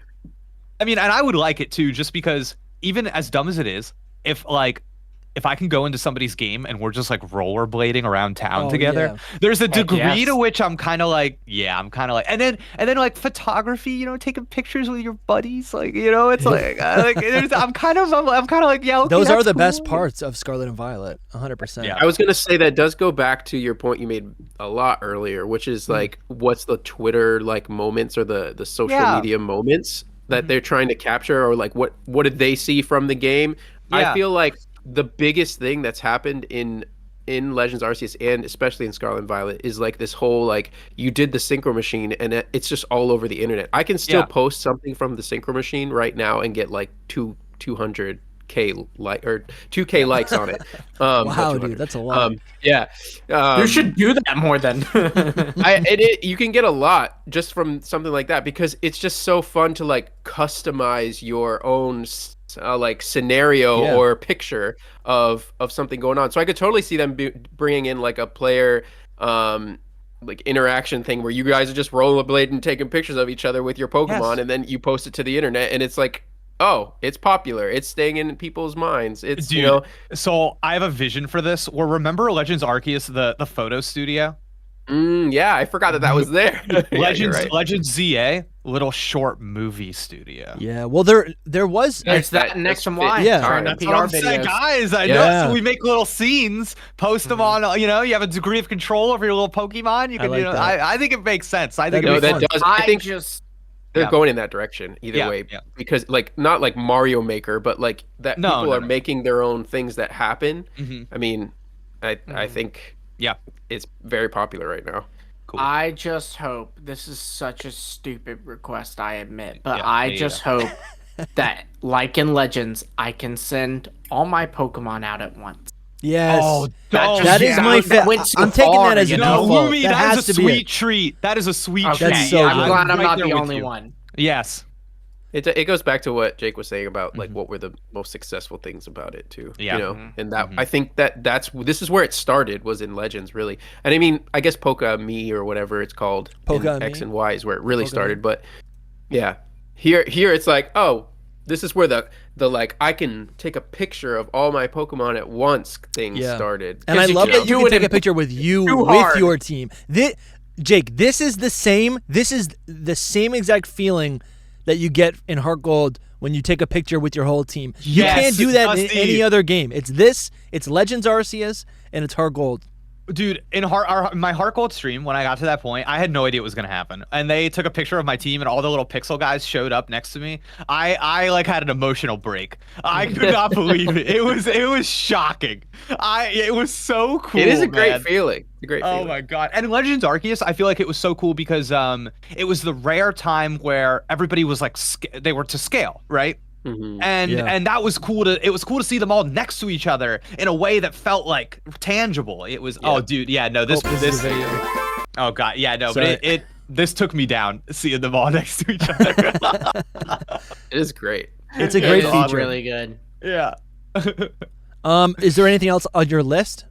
Oh yeah, okay, so just to knock through a couple of things. I think like fetch quests and delivery quests, sign me up, dude. Yeah. Go from this part of the city to that part. Like even if it's something like dude, give me. I want to be the LumiosePost. Yeah. And I was thinking I want to deliver a pizza, and I'm like, because I could see like I've got the skates on. Yeah. And you're just going off. They have some sort of like DoorDash equivalent. It's like the Yeah. And there's like a mini game in the new Yakuza game, the new Like a Dragon game, that is like a you're doing like an Uber Eats mini game, and it is. I got obsessed with it. It is so fun. You're on like a bike. It's great. So yeah, fetch quests, delivery quests. I think like hunts would be cool if it was like dude. They tell you what you need to capture. I think So for me, it's more. I think that there will probably be some kind of contrivance or device in this game that is like Pokemon are behaving badly. Something has happened to them, and you know what I mean? Classic Red Eyes Alpha Pokemon situation. Okay, that could be a good way to introduce it because they're kind of a one-off feature. It's not like they're because that's the thing with Alpha Pokemon. Not to derail us, it doesn't. Yeah. Alphas don't make sense in a bustling city, right? Exactly. Because they would just be rampaging the whole city. They do if it's like they don't want to conform to the whole city thing. They still want to be like out in the wild in nature. Because it is like that's interesting. It is like they're trying to bring Pokemon into the city. That's what it said, something along those lines. You know what I mean? So like maybe they're just not conforming to the whole situation, or it's like the nature of Zygarde, like bringing order kind of thing. You know what I mean? And they glow green. That's okay. That's kind of what I was imagining. It's like it has a Z name, and it's like, oh, they've got like the influence of. And imagine like you take down one of these, like Z Pokemon, and you get like a little piece of Zygarde, dude. You get like a little. Yeah. You defeat one, and you get a cell.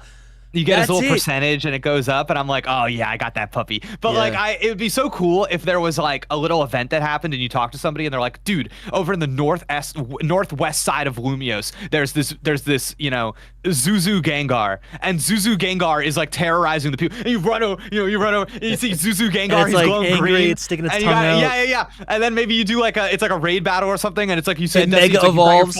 Yeah, you got your buddies, and they're in the battle with you too, and it's like, oh yeah, or something like that. But it could be anything. It could be like in Legends Arceus, how you're throwing the lunch boxes at them or whatever it was, and you're So so stuff like that, because now in a city, that the context of that is so much cooler for me, and it's like, oh my god, I've got roller skates and I'm moving. I'm like, you know, I'm ducking around stuff. It's like, I think that could be really cool. Before we continue, and I do want to just give a huge shout out to everyone, all of the new people and viewers, listeners who have decided to subscribe, but then also support us financially. Over this last week, we got so many new people just like leaving comments and people who have joined the community. So I'm just thrilled to see all the new faces. This year is going to be so much fun. And then, we also want to give a special shout out to our Patreon supporters and our YouTube channel members. Yeah, so obviously we gotta shout out our supporters in the mythical tier: SEHArt Gold, Trash Panda, Rhinestole, Case Con, Brandon, and Candace Wendy's. Then a special shout out to our Arceus tier supporter, Vene Purum. And then if I can get a drum roll, please, because we have. What else can we do it? Game Freak Inc. tier supporters. Dude, Masuda's in the house. And Bramtastic. Say it one more time. And Bramtastic. Say it one more time. Go get him, Bramtastic. Dude, appreciate you guys so much. Thank you so much for the support. Rock. We love you guys. We really appreciate it. You guys are gonna get us through these slow months. This is great. We're thrilled to see the community growing. We appreciate you guys so much. If you want to support and get access to our archive of Secret Power bonus episodes, if you want to get access to our secret Discord server, there's a link in the description. And appreciate it. Appreciate you guys. Hype. Thank y'all. I've been saying a lot about mini games in this, and I really do just hope, like, I would love to see Pokemon throw it back with minigames. Like, I know we don't really do this anymore, but remember, like, the gambling minigames, dude? Remember those in the old ones? I know we don't. I love gambling. I know why we don't do that anymore, and I get it. But it'd be cool. It'd be cool if they figured out a way. If they figured out a way to kind of make something work. They have added minigames in recent years. The Voltorb game. Jake's really good at that, by the way. Dude, I'm a Voltorb flip savant. You heard it here first. Yeah. But he learned 1 week ago, but he has like 1,000 coins. Prodigy. Prodigy. And then one thing I was thinking a lot about is, are we all familiar with Pocket Card Jockey, the Game Freak game that I've heard of the horse race thing? The little horse racing one? Yeah. I was like, dog, because Sega does this in Like a Dragon in the Yakuza games. Could you imagine? It's straight up just Pocket Card Jockey, but it's Rhyhorn racing. Yeah. I see it. I see the vision. I see it. Could you imagine, dude? They just throw it in there. That would be fun. Yeah, I could totally see that. They could do it. They have the means to do it. Yeah. Then I think that would be unleashed, dude. That would be unleashed. Yeah. It's pretty cute. There were more. I don't want to spoil X and Y for you if you haven't fully played it, but there are other ride Pokemon beyond just Rhyhorn. So they could do that. Rhyhorn was specific to the racing. But they could do that with Gogoat, and they could do Mamoswine, and yeah, that's true. You're right. Yeah. The Rhyhorn racing. I mean, I think the way you do it is like different tiers of the race. There's like the easy one, and it starts off as like one type of Pokemon, but then maybe it's like, oh, they get faster or some shit. Yeah. I think there are ways to do it. But my last thing here. Yeah, my last thing here is just that I think Legends Arceus, a big part of it was the crafting stuff, and I'm not necessarily out here like, oh, like we have to be able to craft Pokeballs in this game. I don't know if that's my vision, to be honest with you, but I do think like resource collecting and investing is something we will see, and I think it's very obvious to anybody that's taking a shot at what these games are that it's like, oh, we need this much wood. And it's, and you give that to somebody so they can build the city. Exactly. And it's like, oh my God, the Rhyhorn racetrack only supports this kind of race. And then you upgrade your racetrack, and now you can do more at like many open world games do this. That's not there's nothing super original there, but I think it's like an easy way to, while you're playing this game and maybe accumulating resources, you get to reinvest that in other parts of the town. And you already saw this in Legends Arceus, where like the photo studio got upgraded, the clothing store got upgraded. So this is not so they are perfectly capable of doing that. You technically build Jubilife City, like you 100%, start off, or 100%. not the city, the village, but yeah. So do you think that's also going to be like, because if we take a look at Lumiose City, it's split up into 5 parts, and I'm curious how we're going to be able to unlock all of it. If it's just going to be clockwise, we're just going to go around the city building it up, or if we kind of build up, maybe the tower is the last thing that we build, or maybe the tower is already there. But are we going to have full reign across this entire city, the entire map of the game? This is a huge question of like, is it open world? Because we don't know. They didn't confirm that. Sure. Or is it like Legends Arceus, and there's like one spot, like you start in the middle, and then you have to like do a loading. Right, like if you look, there's 5 sections, so you can easily. And I think the northern section, just by the way it is when it's all blue, I think that looks like the one that speaks to me as the starting section. It speaks to me. Maybe that's just video. I'm video game pilled, but it's in Pokemon it's usually the bottom of the map. Oh, that's interesting. But I think like I'm thinking like you go around it like a clock, and you start at 12, and you know what I mean. You start at that's true. Yeah, so or I think Z to A. I was gonna say Z to A. That's true. Yeah. Hey, see, that's good too. Yeah, but I think like it's exactly what you said. It's like a big question with these games, and we don't know anything, so all we can do is speculate. But my instinct is that the games can totally open up, and you're like in this city, and whatever they tell you, this is Lumiose City. It could just be one pizza slice. And we're expanding it to the other pizza slices, and that will all be Lumiose City by the end of the game. That's true. That's one way to think about it. But I think the thing that calls to me the most is the question you asked, whereas is this open world like Scarlet and Violet was? And in my smooth brain, there's a part of me that says, man, they did a lot of marketing with Scarlet and Violet being like, this is our first real open world game. Open world. Like they said it over and over and over again. And I'm like, man, are they ready to give that up? Are they ready to say, here's the next one? And I don't know. Part of me thinks no. I also feel like they would have said it, because like you said, it's a big marketing point. The very first thing they said, the next open world adventure in Pokemon is Scarlet and Violet. But they didn't say open world here, so that might be a sign. I see it as this might be a Legends thing, and that they're going to still continue with open world in Generation 10. Do you know what I mean? Like, I think get that, I don't think they are giving it there's up. There's a separation between these products. Because you're right. I think they would have said it. Well, here's the thing. We're looking at this map. I just did it. We're looking at this map, and we're seeing the canals, and we're like, oh, that must be how the pizza's divided. But actually, those divides are where water's flowing through, and that's where I really hope they don't divide it like that, because I do want to go see the water. I want to be able to be hanging out at the water there, instead of like, oh, if you cross this, it's like you go to the next side. I just don't think there's gonna be zones. I just don't think they're gonna make you loading screen. It doesn't make sense to me. That's the only difference anyway. It's really like it's gonna be open world. It's just like a loading screen to get to each one. Yeah, like that's because you go to the middle and you're by the Eiffel Tower thing or whatever. What do you see? That's true. What is that? You know what I mean? Like you just take 10 steps and then load into a it doesn't make sense, really. Yeah, let me pull that up. X and Y players do spend a lot of time in Lumiose. Now don't save. Remember, don't save when you're there. Don't. Yeah. Never save. That's a huge point, though. Hopefully they fix that for this game. Look at this is the original promotional art for X and Y, and this is what we're going to be experiencing. It's beautiful. I want the Fennekin. So I just don't think you're gonna. I just don't see the.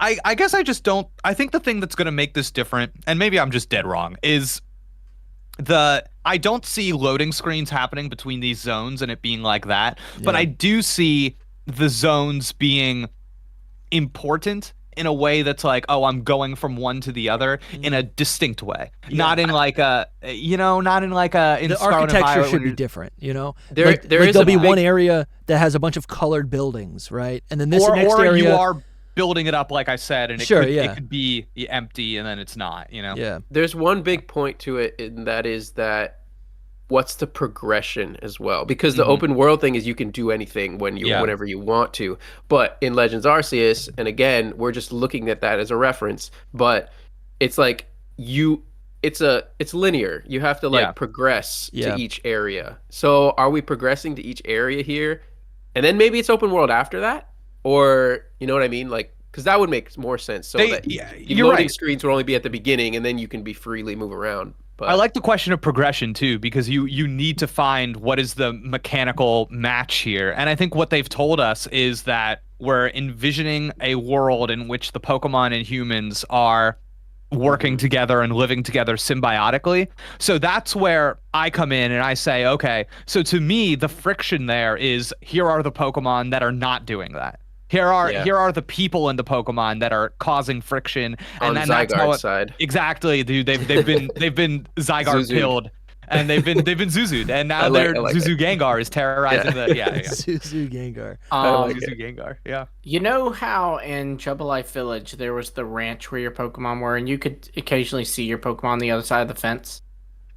Sure. You know what I'm talking about? Like you can see some of your Pokemon. In the little bank. Yeah. Right. What if we get to build a zoo, and like the Pokemon we catch are just like, you can see some of them in a little zoo. We bought a zoo, some would say. Yes. I mean, I guess we have to have somewhere to store them, but I don't know. I hope they do like the whole, you could just get them out of your bag, like Scarlet Zoo is genius. But I'm just saying, like, if the location that you go visit that they're at is a zoo. Yeah, I get it. Oh my god, I would love that. That's how they become. As a former Zoo Tycoon player, I would very much enjoy that. That's the mini game. And then there's different parts, and you can go to like the aquarium part and see your dude. That would be cool. They have that in Animal Crossing too. I love that. Yeah. Oh my god, dude! Different habitats. Yes. Oh, and then that'd be cool too, dream, because you could. Sounds beautiful. But it'd be cool if that was something you could like build too, right? Where this is a dumb pool, so forgive me, but in the mystery dungeon games, before you like befriend a Pokemon, a wild one, you have to get access to their habitat so they have some place to live. And it would be cool if it was like, no, Jake, you can't be out here catching Dinoclops because you don't have the dinosaur. I'm so sorry. I tried to think of a name of a dinosaur Pokemon and none of them came to me. And I What's a Dinoclops? I don't know. You know Dinoclops. Did you just leak a new Pokemon? Jake Steinberg. Dinoclops. One-eyed, one-horn. One-eye. Iron, Amalra. You know, those are your Kalos ones. 1 eye, 8 feet. And he's beautiful. Giratina. Yeah. But yeah, this idea, because I do think there is something in this game with Z to A, start to finish, progression. You are building up something. And I think more often than not, it will tie to you getting more out of the game. Yeah. You build up the place where you get your outfits, you get access to more outfits. You build up the photography studio, you get access to more of those little backgrounds and style things or whatever. So if we iterate on that idea, I think it totally makes sense to say, okay, here's some gameplay thing that you want, and now we're gonna give you the next level of it. Yeah. It'd be cool if they even did that with like little things like your skates, and you could get like different kinds, and like how hard would it be to be like, all right, you can do skates, but you can also do a skateboard, like I don't know, little stuff like that'd be cool. Yeah, if you make like a little like, I don't know, sports store. That like, by first building it up, you get skates. Now you get skates that go a little faster. Yeah. Now they're offering classes, so you can do little tricks on your skates. Dude. Wasn't that a feature? Weren't the tricks a feature in the original X? That was, they were a feature, and you could go to different characters, and like in the Lost Hotel, they'll teach you skate tricks. As much as this does sound fun, but the more we talk about skates being the focal point of a Pokemon game, I'm like, no way. I'm like, the way we traverse this region is going to be through Pokemon. And actually, I think it's really fun because I haven't played the Spider-Man game, but to think that we can get a climb Pokemon and be able to climb up the different buildings that we create. A web-slinging Pokemon. Let me hold an Aria. It's Soul's favorite. It's Spidops. It's Spidops. We're gonna Ariadosazari confirmed. It won't be. We're gonna be in a little Spidops. basket on the back of like a Kalosian Spidops, and he's just gonna be like. And it's something we haven't talked about really quick, by the way. Stats. Is that do we all imagine that interiors will play a large role in this game? Oh yeah, correct? definitely. Okay. We'll get to go inside buildings in a Pokemon game. I don't know. Oh man, because my imagination tells me that a lot of trainer battles will be in interiors. Yeah. That's kind of what I'm. You know what I'm thinking, like that classic, would be like so cool. I'm thinking classic, like Team Rocket style stuff. Yeah. You know what I mean? Like you go in a you go into Silphco or whatever the heck. And I like, miss that. I miss that. Yes, dude. Man. Yes, that's huge in old Pokemon games. Dungeons, and dude. It just like doesn't exist in 3D Pokemon almost. Well, I think so. Think of The big like twist that they could present, if there was like another layer to Lumio City and we get an underground, that makes sense with the power plant, right? We could be exploring the tunnels that Zygarde creates. Though I guess I'm just thinking of dungeons that could exist in this game, right? Or actually no, but you're just saying it could just be buildings. He's talking about inside of buildings, which is like that's true. If it's to scale, that could still be huge. Yeah, I mean, I think that like because buildings part of the reason you set a game in a city, it can't just be that buildings are aesthetic in the way that trees are. You're right. There has to be a function that meets the form. Yeah. And there's a reason they're doing this. Okay. Yeah. So I don't think like every building you can go in every building. Like that's not no open world games do that. Yeah. But like will there be two buildings that you go in and then those are like the Silphco-esque kind of building taking on the bad team? Yeah. Totally, dude. Making your way up to the top level, like, why not? And I think it also contributes to the exploration. X and Y, you have the Flare base and the Flare Cafe. Yeah. So, that right there, Didn't Team Flare invent Pokeballs? Or they have a Pokeball factory? There's a Pokeball factory, but it's unrelated to them. They just rob it. Okay. So I think also being able to explore these different and go inside and meet random characters that are irrelevant to the story, but that are just interesting and add context to the region. That's like some of the best parts of these. Like I feel like older Pokemon games, the pixel art ones, they feel like they're open world because there's like random people who feel like it when you're talking to them, you're like, wow, they have a whole life. They have a grandfather, and the grandfather tells a story, and this is your relationship with this person, and like I want to see more of that as well. Mm-hmm. Yeah, I agree. I feel like we gotta keep our expectations in some kind of because we can dream. These are all forever. Possibilities. Yeah, so like 5 out of 10 of these will come true. That's how I look at it. At the end of the day, it's a Legends game, and I think what we've been pulling on are a lot of things that they've already established. So I think, it comes down to like how they're gonna just translate it into this new setting. All right, I want a percentage chance that this will happen. Well, okay. Okay. Are we ready? Okay. Zuzu Gengar. Percentage chance. Golduck gets a Mega Evolution. I think that honestly, could be pretty high. I would say it's relatively high. They've never gotten a regional form, a new evolution. It's in the running. That. It's a Gen 1 Pokemon. Yeah. Also, Psyduck is, a favorite amongst a lot of Game Freak employees. I can see it. Okay. It's the ugly duckling. Because unlike you, I love Golduck, so I don't want Golduck to be like just get a regional thrown to the wayside. Like just it's a terrible Pokemon, so no one likes it. So, but a Mega would be like you can still be Golduck and be a better Golduck. I think it's time. It gets the psychic type. I think it's time. Okay. Percentage chance. Wait, no. I want numbers. I would give you numbers. Gonna go through all. I would say for Golduck. I don't know because right now we're having to. What's also the percentage that there are new Megas? You know what I mean? Yeah, there will be. They wouldn't announce the Megas. probability, right? There'll be new Megas. There will be new Megas. I agree. I think if they didn't end the trailer with that Mega symbol, I would say I don't know. Yeah. But because they did, that's too much. Yeah, that's they're too telling much. you speculate, right? I would say. Did y'all see the meme? I don't know who made it, but Koo posted it where like it was the Power World stand and it's completely empty, and then Game Freak has the Mega Evolution symbol above, and they've got like a big line to it because like everybody was like, "What's Game Freak gonna do about Power World?" And they just go Mega Evolutions are coming back, and everyone's like, oh, you know. Yeah. 100%. But I will give Golduck 15% because I do think I do. 15? Listen. Well, if there's yeah. That's pretty Hear good, me I out. think. Hear me out. Oh yeah, I think so. Yeah. 15 is great because again, you're factoring probability of there being new.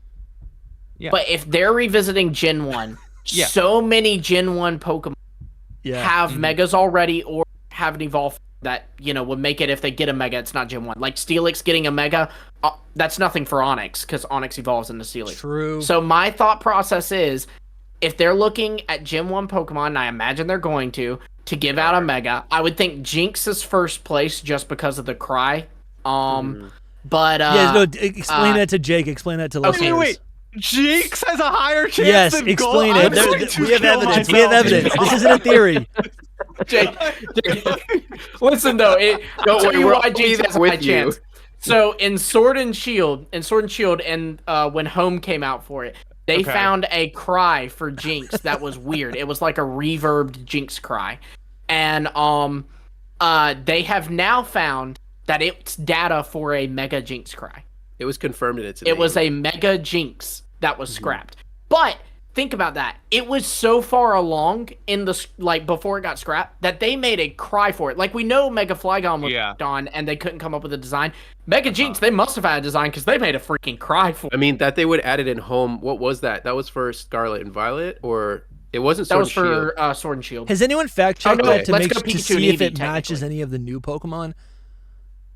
I think they made it. It's listed in coding as like.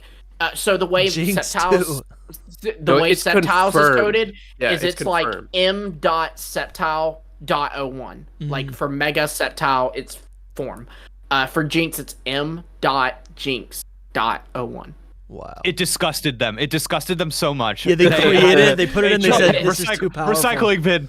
The plus side is I doubt that if they're giving Gen 1 Megas out, they're not going to give one just to Jinx and that's it. And Golduck again is a Pokemon, no regional form, no exclusive Z move, no evolution, no baby form. I mean, it's kind of a prime candidate for something, isn't it? In the best, I say 50%. Yeah. 50-50. I don't know what you're talking about. 15. And what's cool about Megas is Megas typically. I'm a pessimist.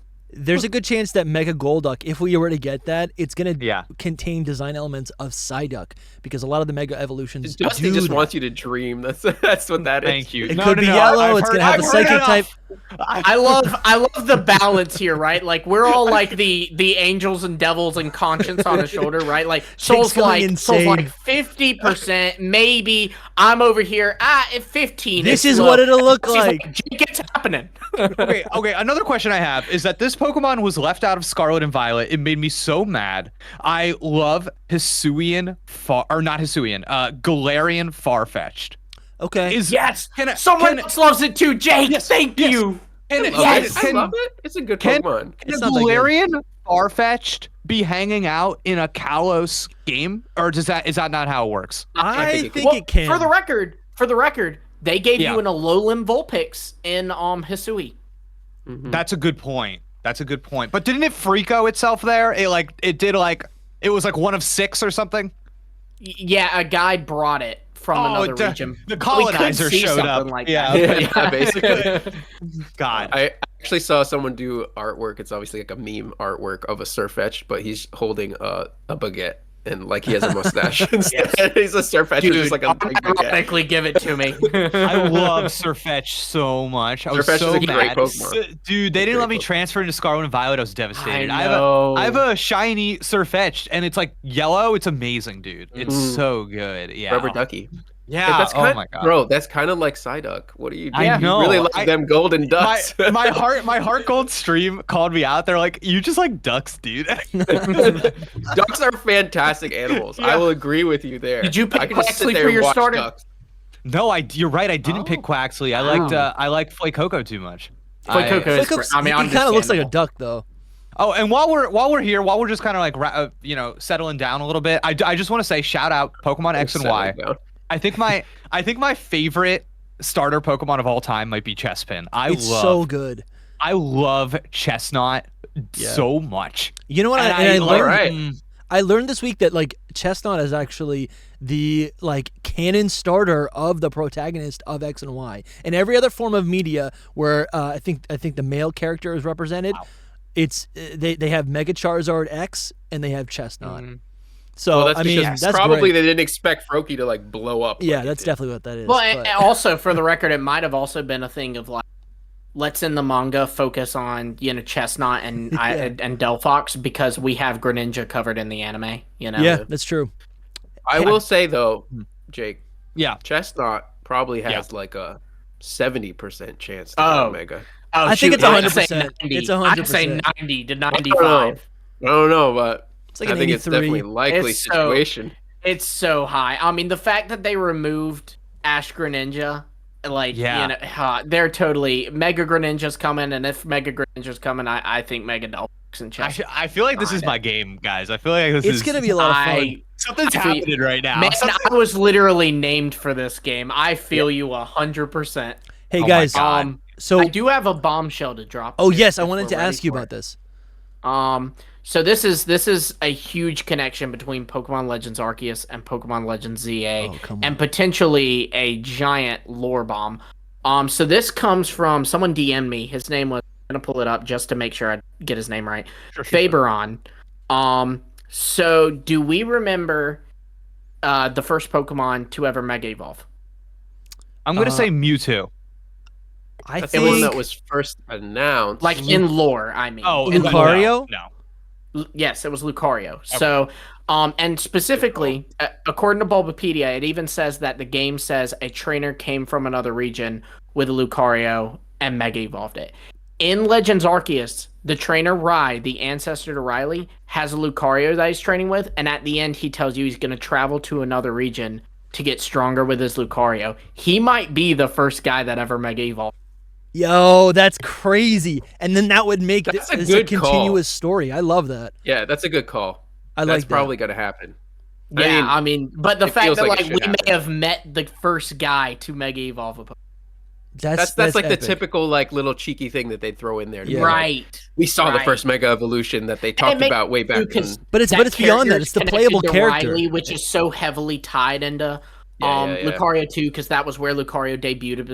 He was Riley's ace and all this, That is so even cool. The guy from the movie Sir Aaron, he looks just like the Lucario movie. He looks just like Riley, I was gonna say this before when we were talking about Megas and Gen 1 Pokemon getting them. I think we could see like a lot of repeat Megas. So like the whole like Mega Z thing, like I can see Lucario getting a Lucario Mega Z instead, like another one, because there already has Lucario Z, Mega Charizard. It already has its one Mega, so then it'll have another Mega. You know what I mean? We can see like repeat. And the source of that energy is maybe caused by something else rather than the Mega Stones. Maybe it's caused by Zygarde's power. Maybe it's caused by whatever is in the ecosystem.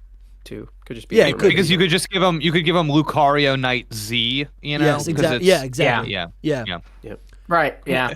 Do we think that they're gonna keep that? By the way, because there's a part of me that's like, man, we might toss that mechanic because we don't do hallowed items in Legends Arceus. We don't do. That's so true. And we don't do hallowed items in Let's Go, which I think is secretly the first Legends game. Tell no one. I agree. This has been going around in the community, and I'm like, we already got Legends Kanto. Yeah, okay. I've seen a few people say it, and I'm like, we got Legends Kanto. It was Let's Go. That was the first secret thing. Legends Meltan. Like it was. So the theory is that it was maybe Let's Go was meant to be. Before they called it Legends, they were like, this is the concept. This is the idea where you. It's the same. It's the same kind of thing. I even said it when it first came out. I'm like, guys, this is our Let's Go 2, because at the time everyone was like, we're getting Let's Go Johto. Even then they were saying that, we're getting Let's Go 2, and this was kind of it because it's a different way of catching Pokemon. Yeah. And that's I think what it is that it's the philosophy of there being a game alongside the like main games. It's like, okay, what is our philosophy for what those games have? Because it can't be exactly the same, right? So it's like, okay, so you see a lot of ideas carry over from Let's Go to Legends, because it's like, okay, how far do we go? How close do we get to a normal Pokemon game without it intruding on that? But absolutely. The whole other thing with it, just one thing is that they were like, if it's successful, we'll continue on like as a series. And it's kind of like that's what they tried that, and then they were like, oh well, let's try something else, and the little something else, and it's just like they continued on as a series with Legends now instead. So it's kind of it was the first prototype, let's say, even of it. Anyway, my hotter take would be Let's Go is what happens when you let Masuda make a Legends game. Whoa, possibly. Yes. I feel like if Let's Go is just an action game and it didn't have the throwing mechanic, I guess, is that the only thing that would really make it different? I guess, I mean, the art style is so drastically different, but dude, I would love to go back to Kanto and see it. Maybe not in the scope that we're going to see Legends ZA, but to just see it in an open area place and from a different perspective would be so much fun. I think Kanto is so underutilized. Yeah, Kanto's cool. You were saying something, Jake, with that before you. I'm sure that I was. You're talking about the held items. Oh yeah, the held items. Oh yeah. So so I kind of feel like they might toss that, and I don't know. Maybe this is goofy to think so, but I'm thinking about like if somebody on this call mentioned that they think megas will come back in Gen 10, and okay, and that actually surprised me. I did not think about that. And just because, again, I feel like they like but Gen 10 is a special case, so I feel like they can do whatever they want to do, and maybe the move is megas. Right. And I think there'll be another gimmick. I don't think megas will be the gimmick, but we've seen that Mega Evolution is a gimmick that can coincide with another gimmick. It can coincide with these Z moves. To be honest, it could have coincided with Terrastol if they had wanted to, but they probably didn't have it with that because kind of like what you said about the customization, like hold it for Scarlet and Violet so that you can make it a big marketing point of Mega ZA. Is the only gimmick that isn't like attached to a region's lore, right? Every other gimmick, it's like this is a phenomenon specific to the region. It is, but it absolutely is. No, I know what you mean, Dusty. It's not a phenomenon of the land. It's a phenomenon of I know what you mean. Like you can take it with you. Yeah, you can go somewhere else. Yeah, you can. Yeah, see crystals. You technically could too. So I'm wondering if I guess so. Sure. Okay. So like I think ultimately what my thought is just like we have the ability in the Legends franchise to divorce ourselves from the previously understood way that things worked. So for example, Cyndaquil does not, evolves into a different thing, and because that's the world that we're in here, right? And I think like you have an opportunity here to say, okay, how ultimately, the reason that the held item exists for Mega Evolutions is that it is a maneuver of balancing. It is so that when you incorporate these things in the games, they don't also have a held item. And I think like the Legends games don't have to worry about that. Yeah. They're just making their own games that's separate from that. So with that freedom, do you make it a new thing? And if you do, what do you make it? And like, what is that more interesting or compelling than doing it with the item? And I don't know. I think that's really interesting because it's like I think in theory, we still all imagine it to be something that happens on a per battle basis. Yeah. I think it is still like what we understand Mega Evolution to be. But what would be like the most compelling way to remix Mega Evolution? I'm really not sure. I really don't know. Yeah, I think doing it is like for example, we talked about this a little bit last week. I don't even know if it was in our live stream or if it was in our episode that followed. But like for example, Gogoat. You're on Gogoat. You're riding Gogoat. It's running at a certain speed. Now you Mega Evolve it. It gets a speed boost and can now run through walls, kind of like the Tauros in a right, like where it breaks down boulders. Cool. Things like that, because we do see Mega Evolution canon battle. The anime obviously does it, but anime doesn't necessarily games. The biggest example is soaring in Oris. You don't soar on a Latios and Latios. You soar on Mega Latios and Mega Latios. Cool. So to think that we could soar above this Kalos region with our we Mega can Pokemon? See Campfire in the distance. We can see the rest of Kalos. We just can't go it. I don't know about that, but maybe. I don't know. That could be how you do Sky battles. Imagine like you're riding on Charizard, battling the Pokemon on Charizard. You know what I mean? Like you're on his back. That'd be neat. Yeah, I think that would be cool. We've seen Megas, like you said, Lumi, in a lot of different ways. We've seen it in the anime outside of battle. We've seen it in Pokemon Go outside of battle. I believe there are some other times we've also seen it outside of battle, and I think Oris. Oris. I think that is where it could go. Go for it. I just think that this could be like a soft reboot of Megas in a way. Sure. I think that something else is happening here, that it's not just like Megas the way you think, because the gameplay is not the same. It's not. Yeah. It doesn't work the same. I mean, they could like just force it in there and make it just exactly the same. I mean, it doesn't really work the same. That said, too, at the end of the day, right? Like we're saying, Legends had no. Legends had no abilities. Battles are different in this game, but at the end of the day, we have one Legends game to compare it to.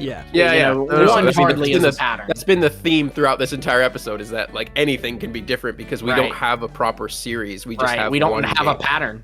Yeah, it could be kind of neat if they enveloped it within the like fast strong system, and it became this new thing where it was like, all right, I'm gonna do a mega whatever this move, and they transform and do the move or whatever, and maybe there's a new thing. It fits right into that. When you battle in Legends Arceus, there is like an additional menu system or a menu option that's tied to every move that you use.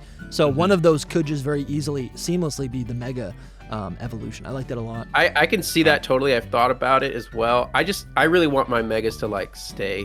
I don't want to like. Yeah, you want to interact with them over that tiny 2 seconds of a battle. I think it could be special. Well, I think interact with those mega evolutions. Yeah, when you have your whole team out and you're taking pictures, right? Maybe you're doing that. Maybe you go into a building and you're doing that little movie thing. We should be able to interact with those new mega designs the same way we interact with new regionals or new conversion Pokemon. That's what I want. I don't know if it'll happen. That will make me actually like Mega Evolution, I think. Yeah, I know, same. That's another thing too, is with Mega Evolution, the rule has been that in a battle I can have a Lucario with Charizard I can only Mega Evolve one, and once I've done that, I cannot Mega Evolve the other. I can't Mega Evolve, 2 Mega Evolve, none of that. It's just one per battle. So maybe that's something too, is there's like an added benefit to having certain Megas that affects the overworld. Yeah. Like say, for example, Mega Manectric has the ability Intimidate, which lowers the amount of wild Pokemon you'll see. Yeah. So like if you have that on, well then if I want to, be able to break down walls, I've got to Mega Evolve my Gogoat. Well, that means I'm going to have to sacrifice that added ability I'm getting from Manectric, and instead I get it from Gogoat. Totally. Okay, well, this was super fun. I feel like we got to wrap up. Jake, thank you so much for being here. Again, do you want to just give a quick plug of where people can find you? I'm going to look up your Oh my God, yeah. So, of course, I'm sure you've got the info listed wherever it's listed. Yeah, it'll be right down in the description. Awesome. But on Twitter, I'm twitter.com I'm so sorry. It's Jake Knows It. And then on YouTube, there's my YouTube channel, youtube.com/@JakeSteinberg. You can see my show, Catch My Drift. In my latest episode, I talk about how Pokemon and NBA basketball are exactly the same. And and that was really fun, so I really enjoyed that. But I'm streaming Pokemon Heart Gold right now, having the time of my life. I just beat Morty, the gym leader, the ghost gym leader, after I lost to him on my first attempt, but we rallied, we figured out a strat, and we took him down. Eevee was critical. But yeah, if anybody ever wants to come by from Hidden Power and watch those streams, such a good time. Slowly taking in this specific Pokemon game, like taking a kneel and appreciating what made them special. So good, And yeah, man, and just like it's not, I'm not like a Nuzlocke guy. I'm not like a trying to make Pokemon hard guy. I'm like a trying to read what is on the screen, read what's on the page, and I just feel like there's so much in those games that are like worth slowing down and appreciating. Especially in terms of the tendrils of how they become memorable. So if you want to see content like that, that's what I'm doing. Yeah. And I just want to say thank you for having me. I'm a fan. Yeah. I love the pod, and I think it's fun to have our different perspectives on this thing. I think that like Pokemon as a brand is so big and wide and has so many people involved and connected to it that it's so fun to just like take people of different levels of familiarity or backgrounds and just like see what we come to it with. So anytime I get to be on here, it's such a pleasure. I hope your audience is happy for me to be here. And absolutely. If not, I'm so sorry. I can't. The three of us are. I can't promise that I'll never be here again. But I mean, listen. If we like Jake, we can promise you will be here again. Listen, the only thing I want to say is I'm putting my flag in the ground, and I just think that, you know, Psyduck is having a big year. Psyduck is the star of Pokemon Concierge. That's so true. Everybody's trying to sell me this $400 giant Psyduck guy. And everywhere I look, I feel like Psyduck is getting pushed and pushed and pushed. So you haven't bought it yet? No, I can't. For the price of a PlayStation 5. I know. Oh my god. But yeah, in the future, if there's ever any Psyduck developments, I do request that I am brought on because I am the master. I'm the master Psyduck trainer. When Mega Golduck gets announced, right, you know where to find us. Or Mega Starfetch, probably. And I would be curious to know if your audience, I don't want to sign you guys up for anything, you know, extra work, but I'd be curious to know if your comments, if your audience in the comments below, I think some retrospective stuff might be ripe for your channel. For sure. I would love we to have see some plans. like we've got stuff planned. Yeah. Okay, cool. We do have plans. Cool. This was kind of a curveball. Like we had a lot of things planned out for the next 4, 5, 6 months. We were expecting Gen 5 Remix, and we're like, we'll do the week after, things will be slow. We'll do a retrospective of Unova. Then we're going to do a retrospective of Legends. And then, you know, they gave us Legends EA. And it's like, oh, no, we got to go to work. Chaos and Put on your hat. We got to go to the mines. Well, Dusty and I have been talking a lot about this, but like me playing Pokemon Heart Gold right now, I feel like I have a book in me of thoughts about this game. Dude, it is crazy. So yeah, I think that'd be really fun. And maybe we do this Heart Gold Soul Silver retrospective, and we'll have you back on for that. Dude, heck yeah. But so thank you again. What a pleasure. Yeah. Thank you so much, man. Thank you for coming on. For us. All right, see you guys.